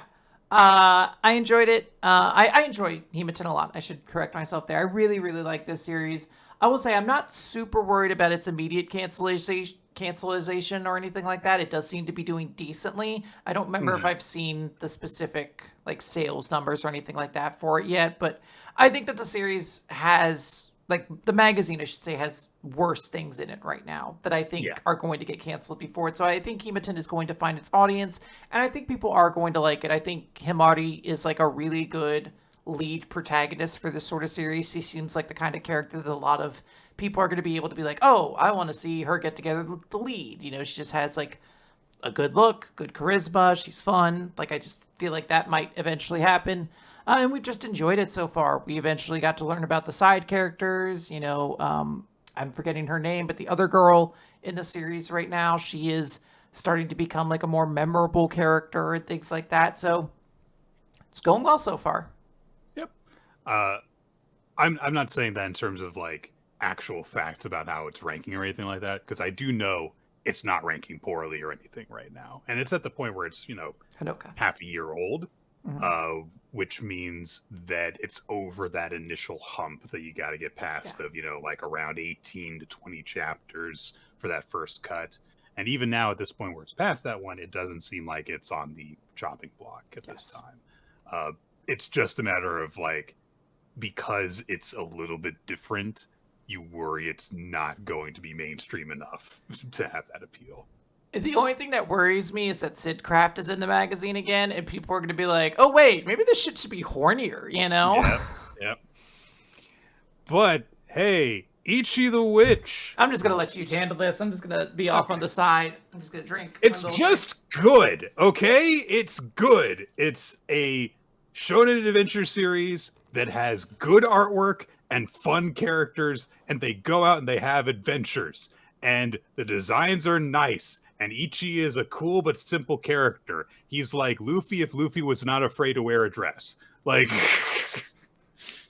whoa! What are we saying about Luffy? You think he's afraid to be to wear a dress? I haven't ever seen him wear one, so maybe. If there was a dress made of meat, he'd wear it until he ate it off. Touche, I guess. No, I mean, yeah, I agree. Ichi the Witch is really good. I always feel like I kind of should like stop to a certain extent talking about this series because I feel like you have so much more passion for it than I do. But I do like Ichi the Witch. It's a very good series. Obviously, the art's incredible. I love having a fantasy series in this magazine that looks like it's going to actually stick around. You know, all this stuff is pretty solid, but that said, I will always feel like I almost feel like I need to like bring it down to earth. I almost feel like I need to be negative about Ichi the Witch just because you are so like, I love this. Like, you are like the second chapter. Like, if this shit's not the classic anime moment, I don't know what is, you know? And I'm like, damn, I need to take Nick down a notch.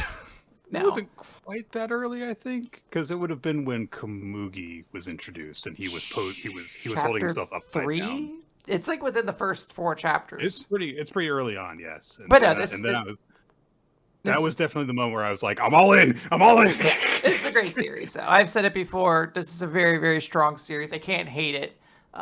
It's very good, and it's kicking off to an early note. Like, I don't know what to say. We're going to talk about one of the categories later on, and I was really strongly like considering one of the Ichi characters for it. And I was like, that doesn't seem right. The series is so young. Absolutely. It's only been running for about 3 months at this point, 3 or 4 months. But it's been great. We're in the midst of a thing that is like upping the stakes right now, and it looks like, you know, things are going really well. And I do understand, though, your kind of like instinct to bring things down because I'm usually the negative one. So like me being like gushing positively or something, it's like, oh no, Nick has disrupted the balance of the podcast. the scales, the light and dark side are out of whack. You know, we'll destroy everything. We gotta kill all those people in civil society. Kaiju number 8. Okay, so this is hard because it feels like we've been on this one fight forever. I mean, I can say this quite bluntly. We have been in the fight with Kaiju number 9 this entire year. And I say that knowing that Kaiju number 9 has died, but Kaiju number, like, whatever the fuck this Deca Kaiju or whatever is still in the same body, so it has felt like one long continuous thing. I would assume, because the stuff with Mina being a good character definitely happened last year. So it has to be after that. So I think that I think we ended the year we ended 2023 with Mina being in danger of being eaten, which would mean Kafka had to get to her, which would mean the other characters had to step up so that he could get to her, which would mean the 3rd division guys showed up. So this, I'm looking at the thing right here, and it does say that this is chapter 100. And from that, I'm able to kind of recall what happened here, which is, yes, I think that is what happened. But also, I just recall chapter 100 being this weird milestone chapter that felt like it didn't advance anything. Like, it just did what the last chapter did, but it was like, it's chapter 100, guys, so it's important. So I think this is like, Reno has shown up. He is going to, like, start freezing kaiju and, like, I'll clear the way. But then they were like, that's not enough for the big 100 chapter. That was 99. We got to do something else. So yeah, I think it's like the other members of his group show up and like Kafka basically just reaffirms himself of like, I am going to save Mina, essentially. So what you're saying is that chapter 99 would have been Reno showing up, which is the big rah, and then chapter 100 is Reno actually doing stuff. I feel like, yeah, although that's not the significant part of the chapter, I feel like it's just a continuation of what the previous chapter was, just reoriented to seem more important or something like that. Okay. After the arrival of Reno last chapter, Haru and the other members of the third squad arrived. After some hesitation, Kafka remembers to trust them. So yeah, we're both right on that. We're both right, yeah. That was, God... Kafka, Kaiju number 8 has really fallen off a cliff for me. I cannot tell you how tired I am of this fight against the Kaijus. I need them to open up a wormhole or something just to put the characters in a physically different location, because I have seen them, I feel like, fighting in the same little fucking collection of rubble in this city for way too long. And every complaint that we have had about like the Akane-banashi chapter, a flashback rather, maybe lasting a little too long, the aging devil stuff lasting a bit too long. Those are things that lasted like a few months. This has been going on for an entire year. This entire year we've been at this point, basically. And I know, yes, Kaiju number 9 was defeated, but it doesn't feel like that happened. Because then the second stage boss fight just happened, and we've been stuck there.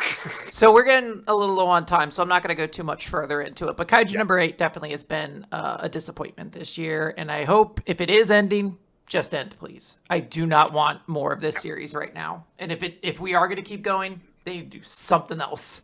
Marriagetoxin. Yes. This is going to be tricky because we didn't start this until I am not doing this one because this does not count for me. We were not discussing it at this point because, like, I know one of the options for best new character was Beppo, so I'm like, was it before the Gun Clan arc or like the very start of the Gun Clan arc when he showed up? But like, I don't know. We finished the Gun Clan arc by the time we talked about the series. My guess is that Garo rescues Arashiyama because I think the Animal Clan stuff happened before the Gun Clan stuff. According to Ninja, it was the end of the Gun Clan storyline. Okay, so I was way too early. Cool. Yeah, but Marriagetoxin's been very, very good this year. We've had some really, really cool things. We're starting up the stuff where it's like, oh, the previous girls are going to be relevant again and stuff like that. So that's been pretty cool. But Marriagetoxin's been great. We've been talking about it all year. Good stuff. My Hero Academia ended this year. A very, very big series conclusion. It ended in August. My guess for where the series was during the All for One flashback. Oh, okay. I thought you were going to say the All for One fight. I'm like, you bitch. That's like... No, that doesn't count. Look, the most recent season of the anime includes the All for One fight. So... Okay. That's been going on. That one took so long. So I think it's during the flashback, and I have to be specific. I guess it would be the one where it's like, I absorbed my mother's spiky quirk and killed her or something like, because I think that was a thing that happened. I'm going to say, I think it was a little bit before that, because you do have to remember, I think this series ended in like summer or something like that. Like August, yeah. So there's like a decent chunk going on there. I want to say this is still in the fight. I want to say this is before Deku has started trying to like throw all of his different powers into Shigaraki, but I want to say this is when Shigaraki stole Danger Sense. Gotcha. And it's right after Danger Sense is stolen by Shigaraki. Shigaraki knocks Deku towards Mount Fuji, threatening to cause it to erupt with decay. Damn it, that's almost the one I picked. Close. Can't win them all. All right. My Hero, good, I think, this year.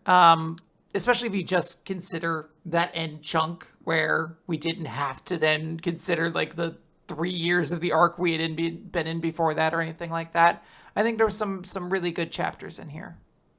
Yeah, there were. I know a lot of people that were upset with the ending of My Hero Academia who were very big fans of it because there was no conclusion of the shipping thing. But if you were aware of the bonus chapter that happened in the final volume of the series, maybe some of those ejections maybe got a little bit less ardent. as someone who was very into My Hero Academia, I can say that of the big shonen series that we've covered the conclusion of, My Hero Academia's conclusion is actually up there, because a lot of times they're very disappointing. Usually they're awful. And it was fine. So that's stellar as far as we go, really. I do remember that there was a lot of stuff that happened in the home stretch of everything. You know, like Armored All Might was, I think, a little bit before the end of the year. But there was, Bakugo blowing up Baby All for One. Oh, that rule! That was so cool. I believe that happened this year. And yeah, just in general, like, hey, we got to actually have that thing that Deku wanted to do, where he tried to save Shigaraki like he really wanted to, but Shigaraki also died. Yes. And then we got to the aftermath stuff for about 6 chapters, a lot of which was very interesting. Showed a lot of side characters that we had reason to follow along with what they did. We got a realistic depiction of the Todoroki family, how everything concluded there. So there was a lot of stuff to really like, I feel like, of the conclusion of My Hero Academia. But apparently a lot of the fans hated it, but I liked it, so that's all that matters. That's going to happen with everything. You can't ever... Like, I already am fully expecting there to be a giant controversy when One Piece ends, and people are like, oh, I thought they should have done this better. I wish it had done this. You're just like, look, you're not going to win every one of those fights, I remember when Friends ended it, people in my class were upset the way they closed it was them being like, you want to go get coffee? And I think Chandler makes a joke like, yeah, where should we go? Or something like that. And a bunch of people are like, that's stupid. I hate this. And my mom was like, I told that to my mom. And she's like, people hate everything. Don't. You got more things going on in your life to worry about. New Sexorcist. I actually know what this is. Oh, wow. Okay. Because I will be very, very upfront about this. I did research for a special reward that I'm doing for this year and hopefully years ahead. We'll see. So I know what the first chapter was. Okay. So I will. You're going to abstain. Yes. So the only thing I could think, I know this year involved the fight with the level 4 for the first reason. So I want to say this is around the time that I think Suo and Shiroha were kidnapped by them. You are right on the goddamn money. Okay, I was gonna keep going though. I was like, no, I don't remember what they did. But stop! It is the chapter where they get kidnapped, which is very funny to me. Because we started this year with Fujino getting kidnapped, and we ended this year with her being kidnapped again. Jesus Christ, are you kidding me? It happened twice in a year? And she did nothing else! Hey, she had a fight that she kind of didn't win, but she tried. I'm sorry. What happened at the end of this year was so bad that basically erased that event from my mind because it basically undid it all. It wasn't even until I started going backwards on the level 4 stuff that I was like, well, I remember they were there. It's after their bikini tops were taken off. Like, I know that was last year. What happened to the girls after that? They got kidnapped because I remember it was all about Gakuro and his sister. Yeah, awful. Yep. Awful.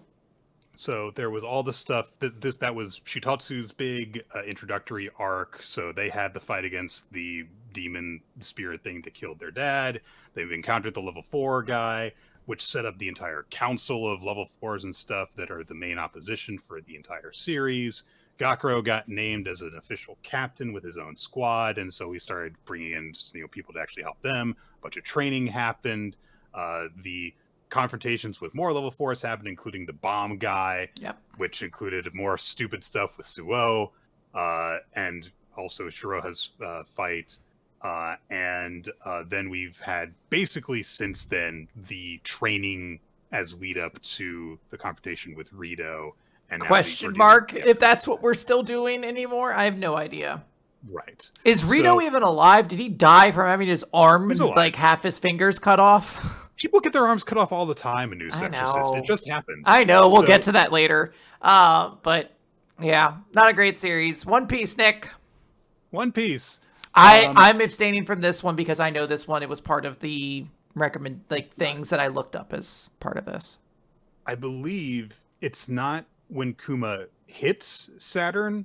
It's right before when he's gonna hit Saturn, because I think that was a big deal when it was when we made note of it, was like, oh, he hasn't hit Saturn yet, and we were talking about like, oh, is there going to be like another flashback or something that happens here? Just like, no, you made reference to like another punch that was like that, I think, because we'd already there is a punch like that in One Piece where Luffy goes to punch Wapple, stretches back, we get Chopper's flashback, and then wham, But we had already had Kuma's flashback by that point. Yes. So we knew all the context of it. So like Bonnie is in trouble, and then Kuma comes in to save her. Yeah, you're 100% correct. It is the chapter is Kuma shows up to save Bonnie from being killed by Saint Saturn at the end, and then the end of the chapter is him reaching back to punch. I looked this up because I forgot, like, one of the recommendations for coolest moment is Kuma saving Bonnie, and I was like, what actually happened in that? And then as I was like scrolling through the app, I was like, this is the first chapter of the year. Oh well. Oops. One Piece has ruled this year. I cannot stress how good One Piece has been. This has been like a return to form for the series. Now granted, maybe some people will disagree with that, but I thought the entire Egghead Island arc has been like, top 5 One Piece arcs of all time, and so far Elbaf is looking pretty cool too. So great. Just really, really good. I'm so excited to talk to my one friend who watches just the anime. And I'm like, I want you, like, I might start going over to your house when you watch it, because I just want to see you experience it. That's how good Egghead was. As much as I liked a lot of the stuff in Wano, God, we were there for so long. Yeah. So to have the Egghead arc, which was much fresher, much more brisk pace, and we kind of came in, set stuff up, did stuff, and left. And the leaving aspect of it was very exciting because it was this huge chase with a lot of fights all going on, and meanwhile there was all this important world building dropping. There was the big announcement that shook things up in terms of the structure of the world. There was a lot of stuff to be really excited about in terms of what it meant for the series going forward, and we didn't linger a lot on it, and also got some very emotional stuff involving Bonnie and Kuma. So it was a very good arc. Yes. So, and since then, hey, stuff in Giant Land in Elbaf has been fun. Yes. So. Spy Family, Nick, that was this year. It's still going on. It is. So it was definitely before Martha's flashback. I remember that much. It took me a while to remember stuff that happened before that, because it feels like, a divide happened in the series there, because that was so big. I think it had to do with Anya's like midterms or something like that at Eden's Academy. I can't tell you what happened in the exact chapter, because that was a little bit of time that happened. Yeah. I don't know if it was her studying for it or what. I couldn't even begin to tell you. I'm just abstaining from this one, because I'm like, I know that the Henderson and Martha flashback was in here, but it wasn't the start of the year, and I have no idea what went on before it. It is the result of the term finals, and also the introduction of Damien's older brother Demetrius. Oh, well, that was okay. Yeah, right, because there was there was the ceremony afterwards for it, right? Okay. That flashback has definitely been the highlight of Spy Family this year. Yeah. Very emotional and heartbreaking to see all that go down. It's been weird because it feels like nothing else in Spy Family has been nearly so relevant as that.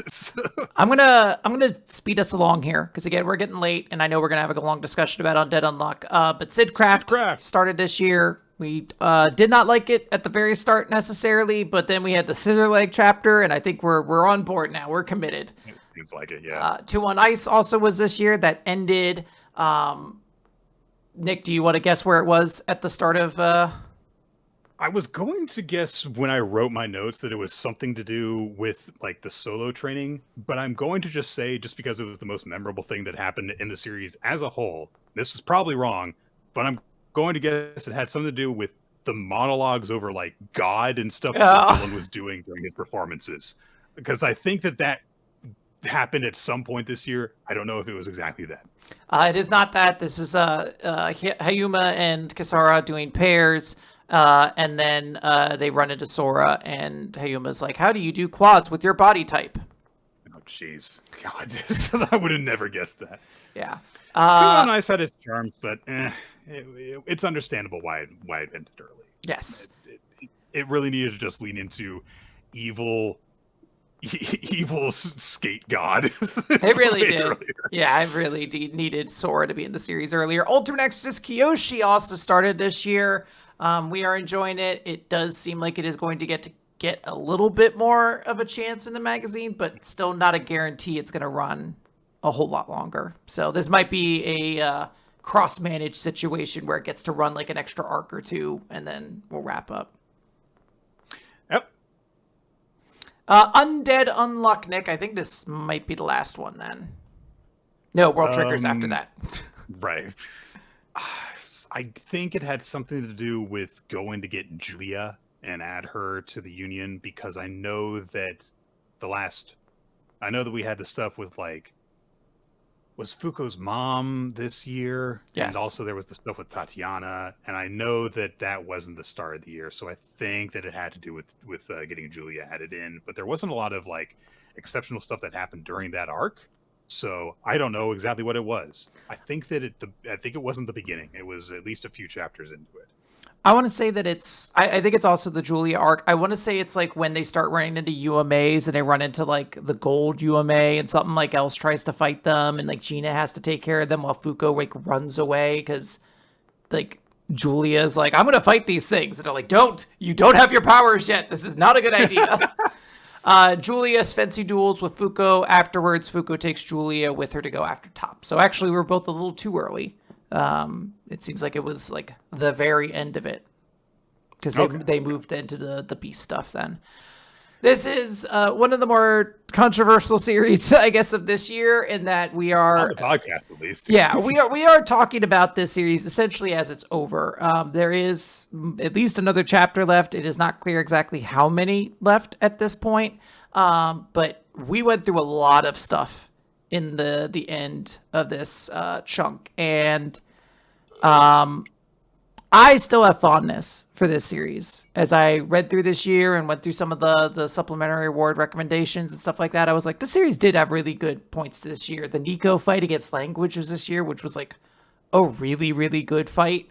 I just think that unfortunately, this is a series that has so many characters, and kind of like Mass Effect 3, I think everybody really wanted these characters to do a lot at the end, and they were like, we didn't plan anything for them to do. Like, there's a lot of really cool shots about, like, what it's going to be like when all of Union is together and, like, fighting against the god, and then when you get there, you're like, it was kind of a lot of, like, background action shots while Fuko and Andy kind of talk about how much they love each other, and you're like, okay, I guess I didn't get what I want, but it's what the series... it's what I should have expected from the series to be each. I remember when we got that moment of all of the Master Rules getting sucked into Soul, and I was like, oh no, I'm not sure if I should be worried. Looking back, yes, I should have been very worried. I ran out of gas on this. I ran out of kind of affection for the type of series that this was. I can definitely see the appeal of it to other people in terms of the pace that it's set and everything. But yeah, unfortunately, I was one of those people who wanted something different than what I was given, and just kind of have to deal with that now. Yeah. It hasn't been horrible, I would say, but I will always look at this as a conclusion that could have been a lot more than what we got. I will say, I think the biggest thing that I'm bummed about that we're not getting is I really wanted a showdown with Soul. I think Soul was built up. Like, I get that we're not going to have a big fight against change. You know, I'm not sitting here lamenting Justice not getting to do anything. Like, oh, we're not going to have a big thing against one of the rules that has been built up specifically as having a counterpoint in our group. Why would we do that? I mean, I can accept a lot of those things, though. I can accept that. We didn't get a big fight for the Master Rule of Death, Quinn. And I understand. I'm just annoyed that Soul is essentially piloting a Megazord in the final fight that we already know can autonomously move and act. It did it last time, so I'm just annoyed by that. He's really just there to talk on his behalf. I was like, I'm kind of bummed there's not like a real showdown with Soul in any tangible way.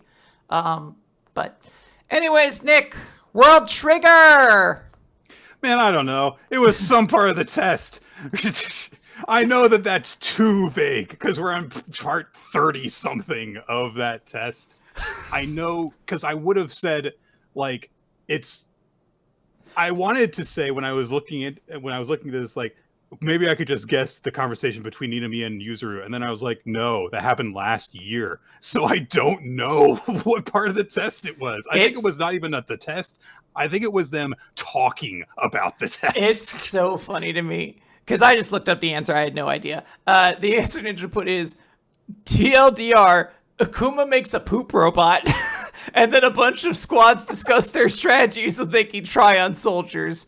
The chapter ends with Miwa claiming Suwa Scott will likely be the day's victor. Look, World Trigger has been... I mean, we could just repeat our conversation from last year, probably, which is like, this is taking too long. But there was the really great conversation between Hyusei and Wakamura, which is something. True. That was the best World Trigger has been in like maybe 3 years. So that was pretty cool. But yeah, outside of that... I just hope Hashihara's having the time of his life, man. Yeah. That's all that... If he's enjoying writing it, good. Because I'm not really enjoying reading 80% of it at this point. But even so, the stuff that I don't like is also still so wonderfully crafted in its boringness. So... Yeah, it really is. So... I will hope for World Trigger to end the exam. Do you think... All right, Nick, let's visualize 2025 goals. We have no control over this in any way, shape, or form. It's not even... I can't even say the away mission begins. I know that won't happen. No. But does the battle simulation end this year? I think... Beyond the fact that we both agree it absolutely needs to. I think that the first section of the away mission test, because remember, everybody... Yes, this is a two-part. There's more after this! I think that the first section of it, depending on if Ashara can actually, stay healthy and get chapters out consistently, will end this year. I don't think it'll be early this year. It's funny because Ninja's like, I think we're on the last day of the first section, but I'm like... It doesn't matter! I'm like, I think we've been in this section of the exam, though, for 2.5 years. So, I don't know. Like, being in the last day of it might mean nothing. It might end next month. It might end in, like, November. I truly don't know. I just pray to God it ends this year. Because this is now the thing I use when I tell people, like, I want to say something in an exaggerated way about, like, this one manga I read has been doing it, basically a like essay exam for 2 years now or something like that. Like how you're like Hunter x Hunter actually spent like 6 months explaining an auction it didn't do or something like that, All right, Nick, it is time for the Superlative Awards. This is where we give our awards to the best and worsts of this year. And we start off, of course, like the Academy Awards does. You have to start with the big thing because people are just tuning in for the first time. Unfortunately, you guys have been listening to us for probably about an hour and 45 minutes at this point, so you don't get a choice. We're going to start with Best Hero. And we have several nominees here. There's Baku from Kaiju No. 8, Akane from Akane-banashi, Haku, Luffy, Chinatsu, Geru, Kuma, and Ichi. Those were all the winners who won the different elimination polls that Ninja X3i put together. And all of these are recommended by you, the audience. We might say something on the show like, oh, that should get in there, something like that. But these are ultimately your picks.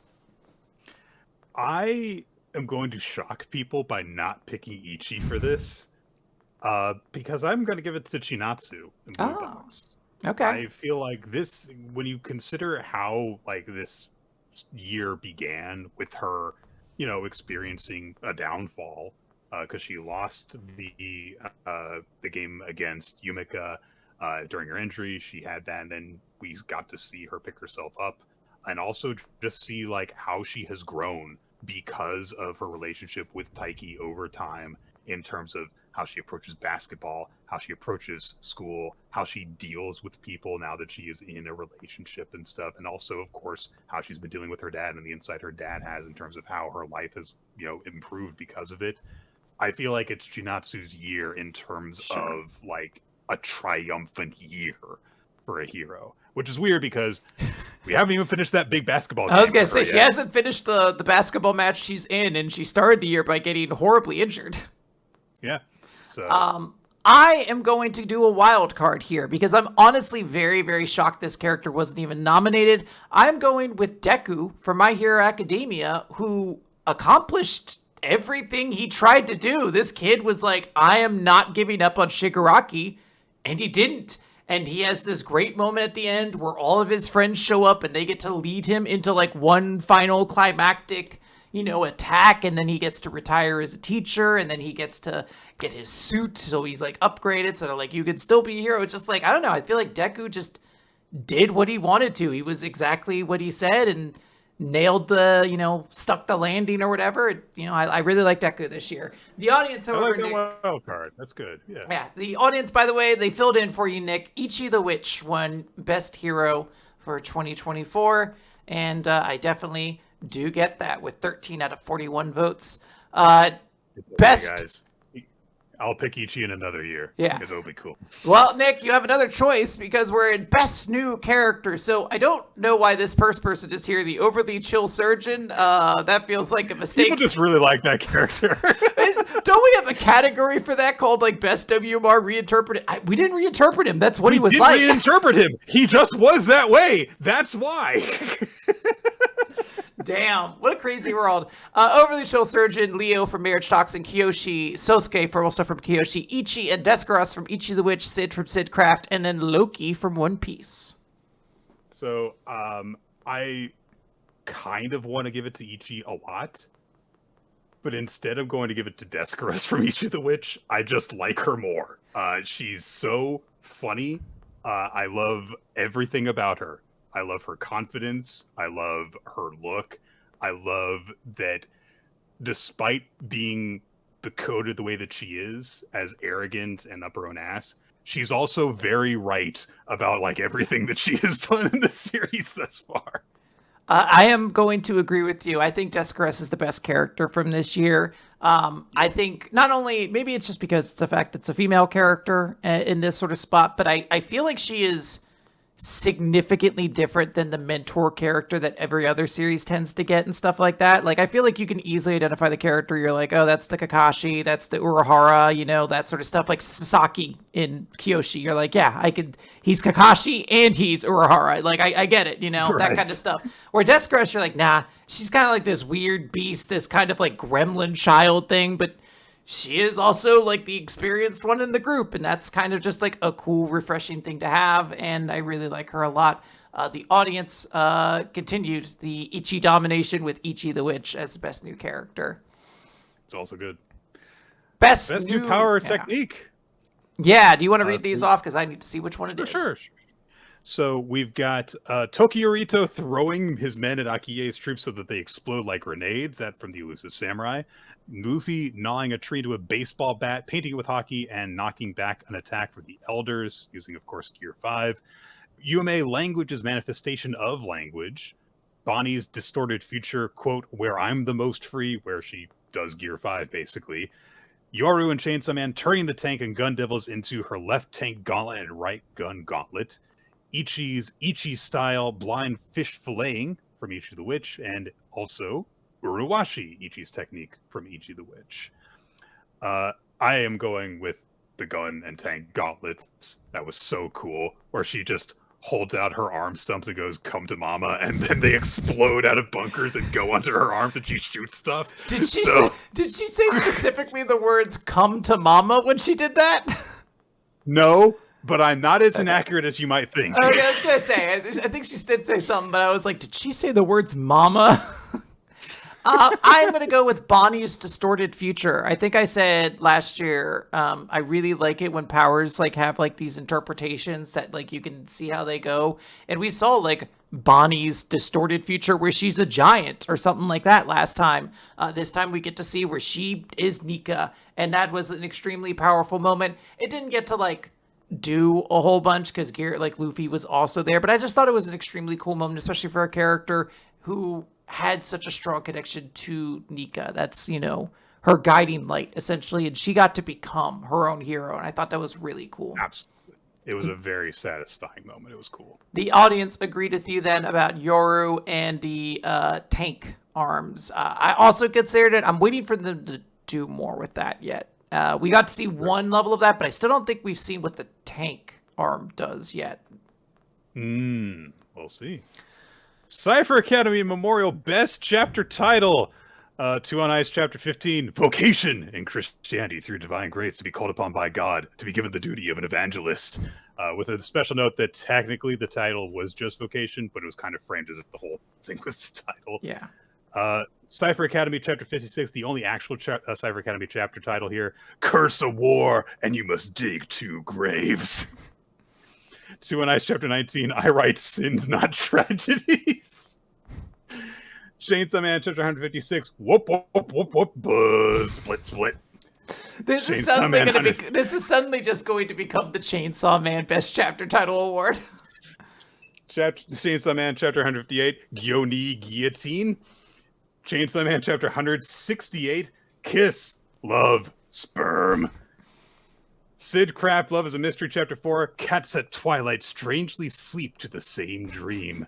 And Chainsaw Man 186, Yank, Blorsh, Bedroom. Wow, this one's a little tough because my instinctual reaction is that it should be Kiss, Love, Sperm because that's the one that made me laugh the most reading it. But like, I'm starting to notice there's a trend with Chainsaw Man chapters every so often. Fujimoto just goes like, what if I just made 3 sounds?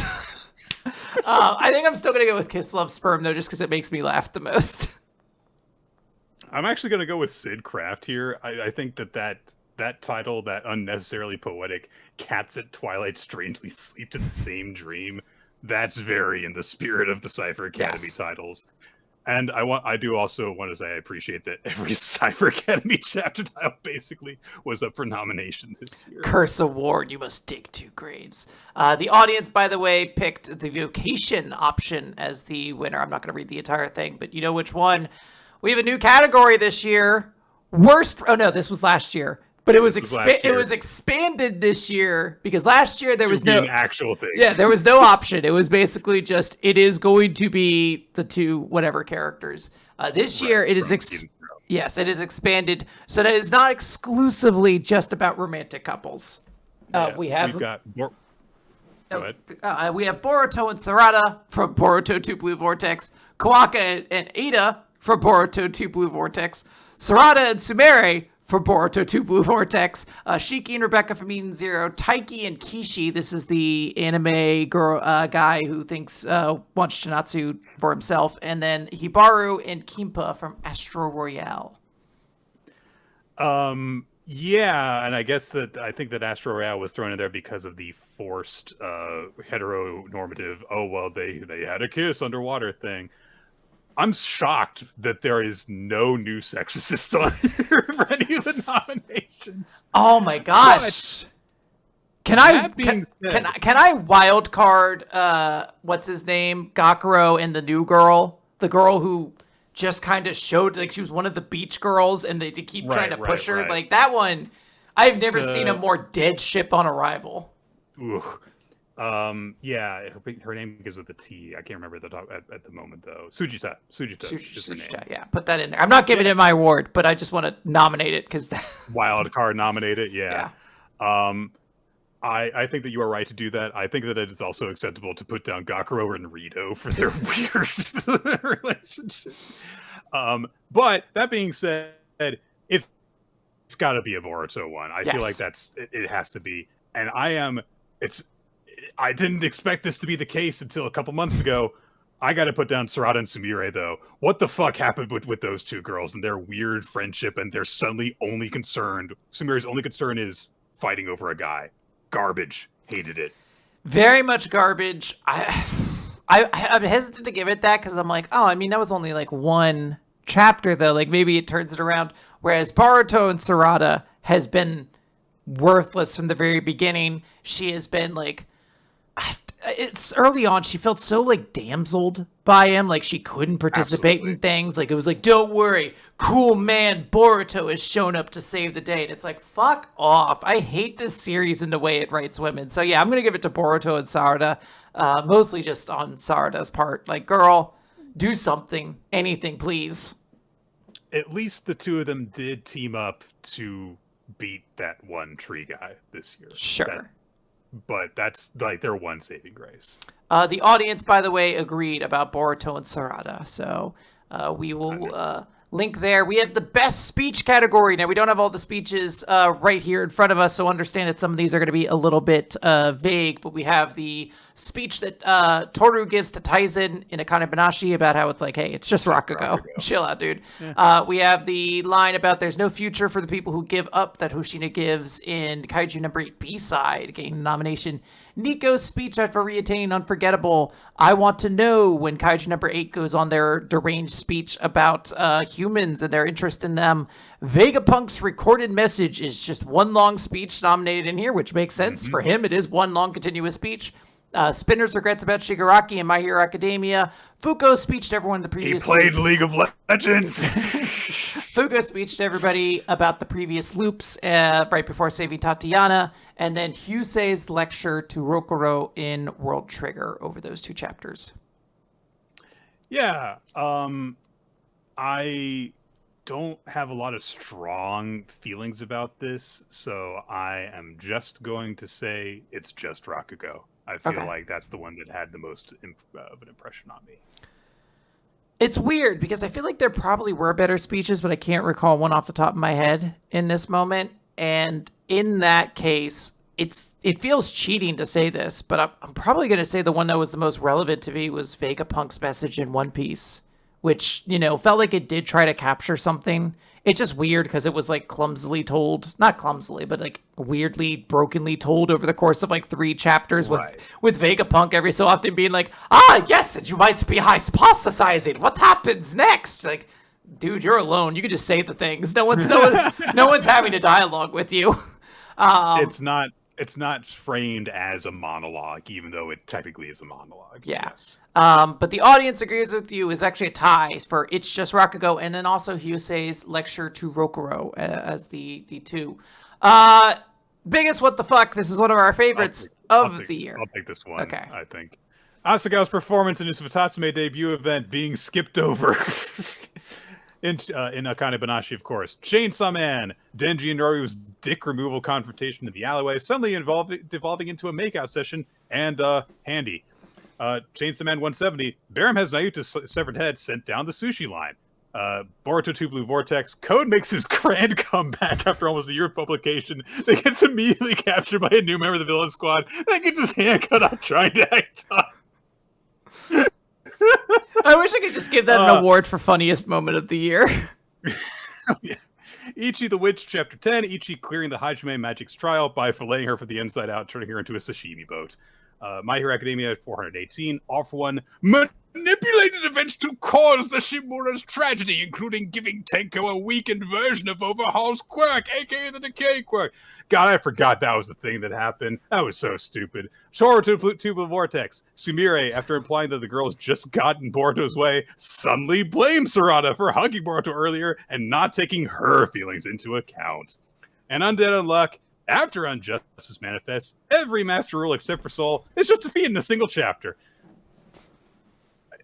Look, there's some good picks in there. I was going to give it to Code, but that's like too positive in my memory of a thing that happened. It was like, what the fuck, Code? Come on, man. Yeah. But it's got to be Sumire. What a character ruining, series ruining, everything ruining moment that was. It was just garbage.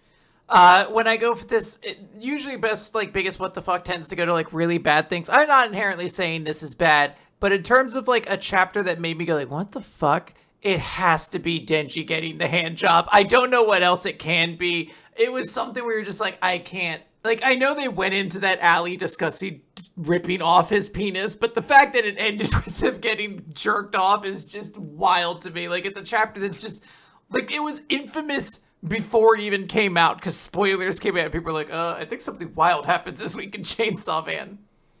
So. I don't know. I feel like I've just kind of, like, accepted that much better in my mind than everything else. That's fair. I do understand, though.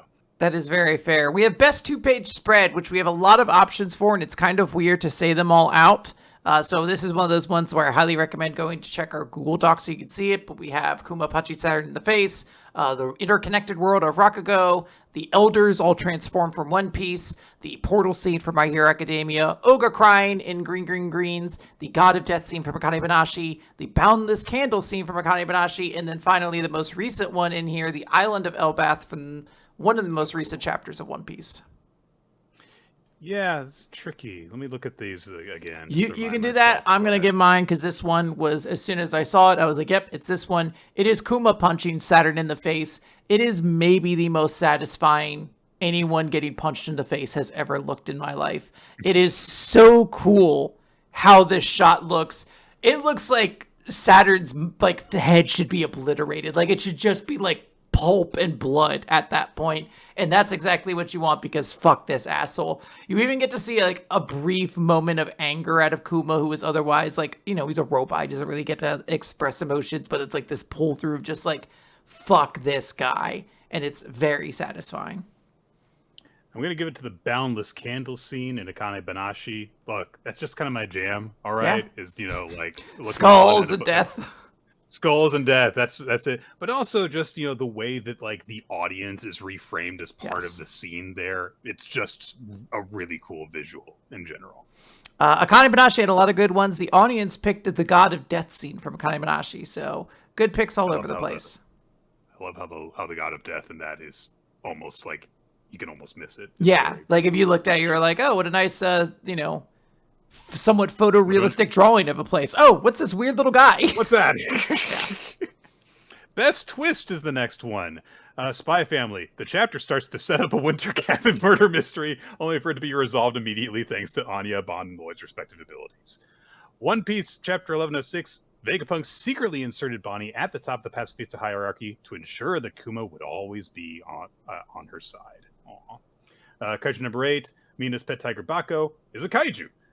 One Piece, the islands of One Piece are part of the same continent which was sunk during the Void Century, and it is still sinking. Marriagetoxin, Chapter 92. Haibu is murdered before the bout with Ushio. One Piece, Chapter 1125. Emu kills Saturn for failing to stop Luffy, and Figureland Garling replaces him as the godhead of science and defense. Akane-banashi, Shigema has a heart attack and is diagnosed with throat cancer, prompting Isho to dissolve the Shigema school and place Akane under his guardianship. And Blue Box, Taiki moves in with Shinachi's father in her place.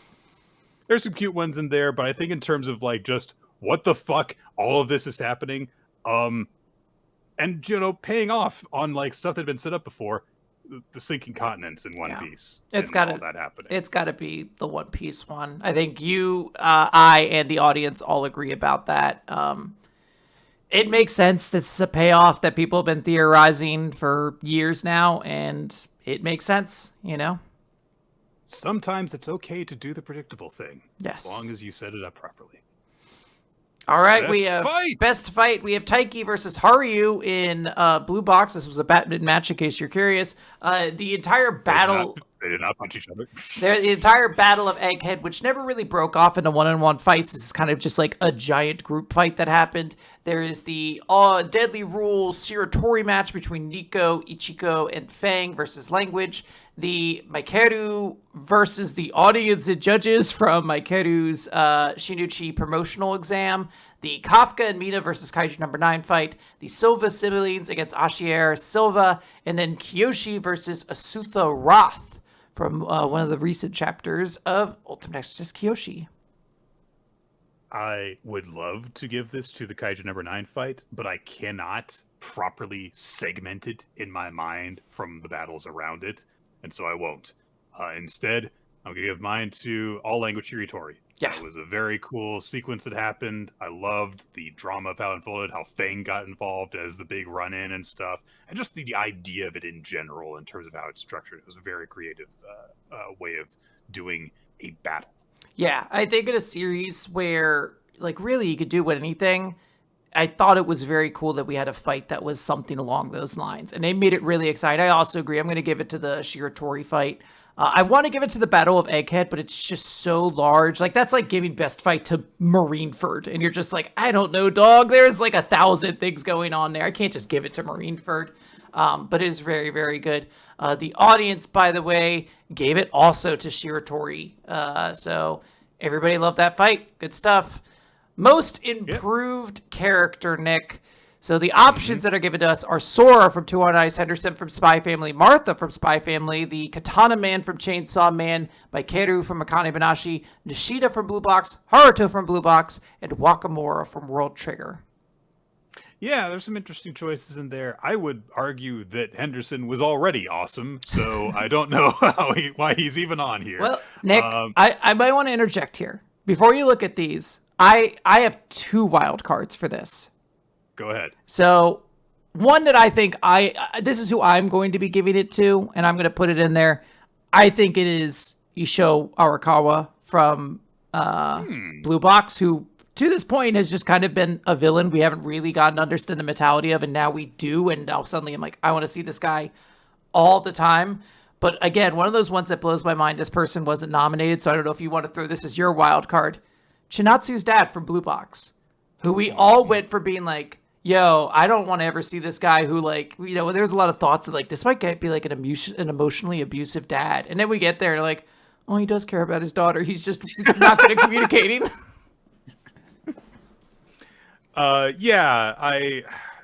This is kind of tough. I am tempted to go for Martha in Spy Family, but that's really just because we didn't really know anything about her until that flashback happened. She was just kind of a person that was in the background. Then we got all of her backstory. In terms of like upping the quality of what you get from a character, I think you're right actually about Chinatsu's father, because we had seen enough of him and what he was like prior to this year for him to qualify, and now we have gotten to see what the whole picture really is like in terms of how he looks at his daughter and his relationship with her. So I think I am going to actually go with that. But I don't think there's a very obvious pick this year. I do agree. I think if I were to go with any from the list, I would probably say Martha, which is what the audience ended up picking. But I do think that, like, before I was like, I didn't have anything against Martha. I just didn't think about her. And then eventually they gave her context. Whereas the other two, I actively was like, I don't like these people or whatever. And now I'm like, actually, now I'm very interested in who they are as people. We got to do... I got to read this. You got to read this. This is your category.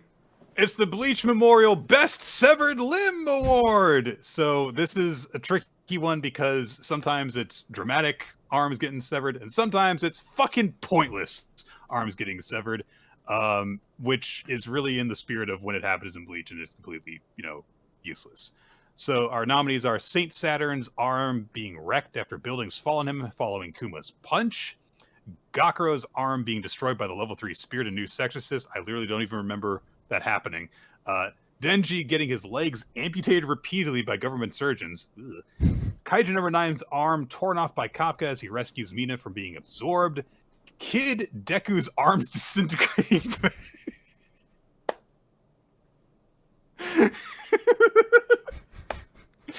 I think I know what Nick's choice is going to be. Kid Deku's arms being disintegrated by Kid Shigaraki's after grasping hands to stop his tragedy, which then also happens to the real Deku, who then gets the arms grown back, everybody. Gina's arm being cut off by Change and Undead Unluck. Code Sand being blown off by Jura after Code uses strap ability to try and punish Jura's insolence. That's also really good. And Rito's left arm and right hand's fingers being cut off by Gakuro in a very recent chapter of New Sexorcist. God, there's actually really stiff competition. This might be the hardest category of this year, because I need to note there are 3 more New Sexorcist nominations in the extended nomination list. Right. There were so much of this that happened this year. I'm so glad we have this as a category, so people will actually be like, look, another thing for the award now. I am going to go with the Deku one though, because of remembering how it played out of like, oh, his arms are gone. Well, it's just mental Deku. Maybe it's not physical. And then there's the reveal that no, they also got disintegrated. They're also gone too, yeah. And then someone came in and healed his arms. I'm always struck figuring out what am I supposed to nominate, because I feel like if I'm going to go, this is the Bleach Memorial Best Severed Limb Award, right? So it should be in the spirit of Bleach, in which case, while Code's arm getting blown off is very, very funny, he has not grown it back yet. That's true. It does seem to be a consequence to it. Oh. Where Gakuro's arm getting destroyed by a level 3 spirit, that just came back. I think he might have lost his arm again during that arc. I'm not sure. But in like true spirit of just like, who gives a shit? Just sever arms because it matters. I'm going to give it to Gakuro's arm getting taken off because it's very funny. The audience, by the way, picked so the sincere version. Sincere and insincere versions, yes. Yeah, the sincere version is agreeing with you about Kid Deku's arms getting disintegrated, and the insincere one is Code's hands getting blown off by Jura. So if we're allowed to do that, then I will give my insincere as well to Code, because that is still very funny and it deserves an award. It's so fucking good. So that was all he did this year? He showed up, got his shit pushed in, had his arm cut off, and then he left. By people who, by the way, don't hate him. Yeah. It's just gonna happen. All right. We have just a couple more here. We have the coolest moment. So we have Kumo arriving on Egghead and protecting Bonnie from Saturn. Haku making his first 90-yard chip in for his first birdie in Greens. The remaining 5 elders are summoned to Egghead in their monstrous forms. Nico and Ichiko use their imaginations to create the electromagnetic cannon, and they use that to then push the wormhole into the exploding Master Rules room in Undead Unluck. Zensho voting in favor of Maikaru's promotion, even though he doesn't want to because he just cannot admit that was not an amazing performance. Biting his lip so hard that his lip bleeds. Yeah. Maikaru's emotional performance was managed to turn around the majority of a dead crowd and the anti-Shigema Zensho to earn his promotion to Shinichi.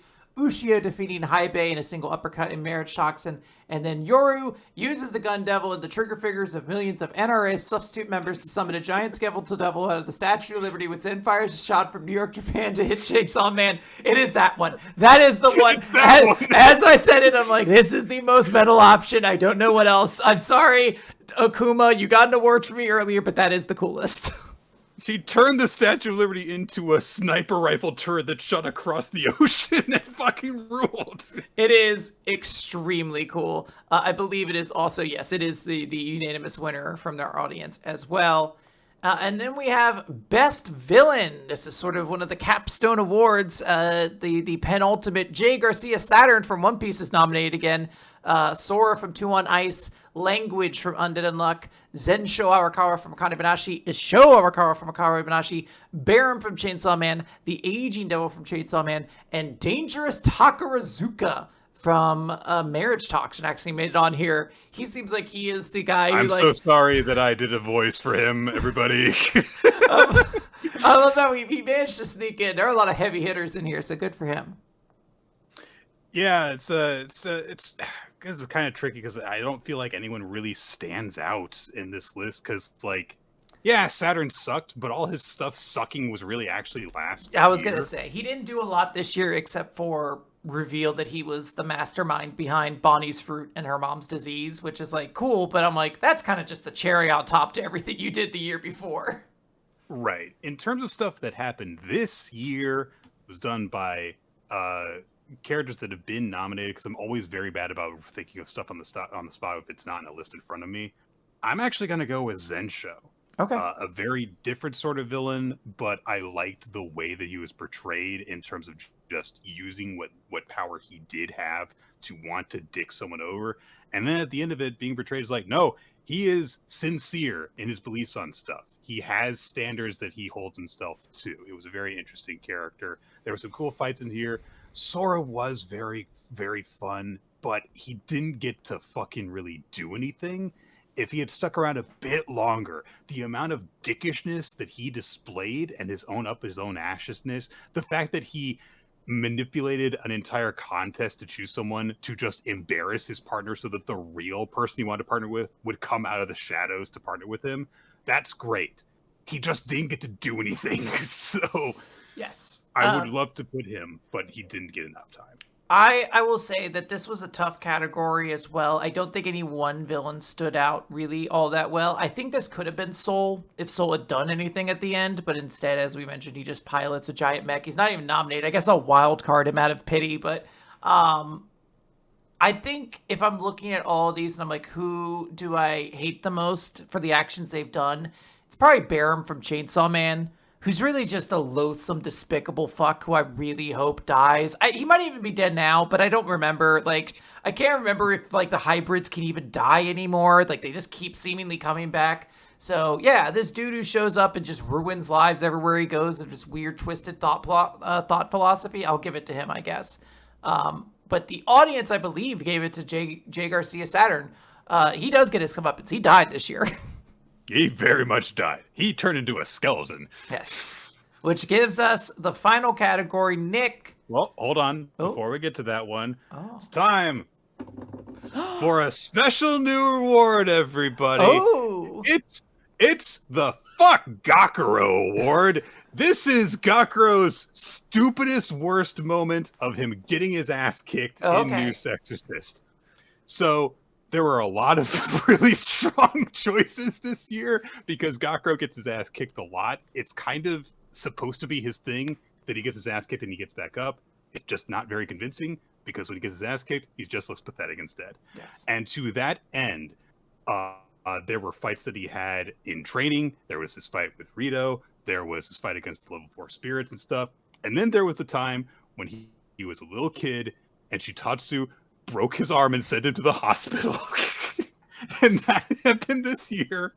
And not only did little Shitatsu, because she wanted to go and train to be an exorcist, and Gakuro wanted to stop her, not only did she break his arm and send him to the hospital, it was supposed to be a badass moment because he wouldn't give up on just trying to stop her. He didn't tap out, Nick. He didn't tap out. That was supposed to be his badass moment. Not only that, but he then afterwards said, if only I had beaten her in order to stop her from going. I had whooped my older sister, not related by blood, so we could continuously be his younger sister. It's even worse.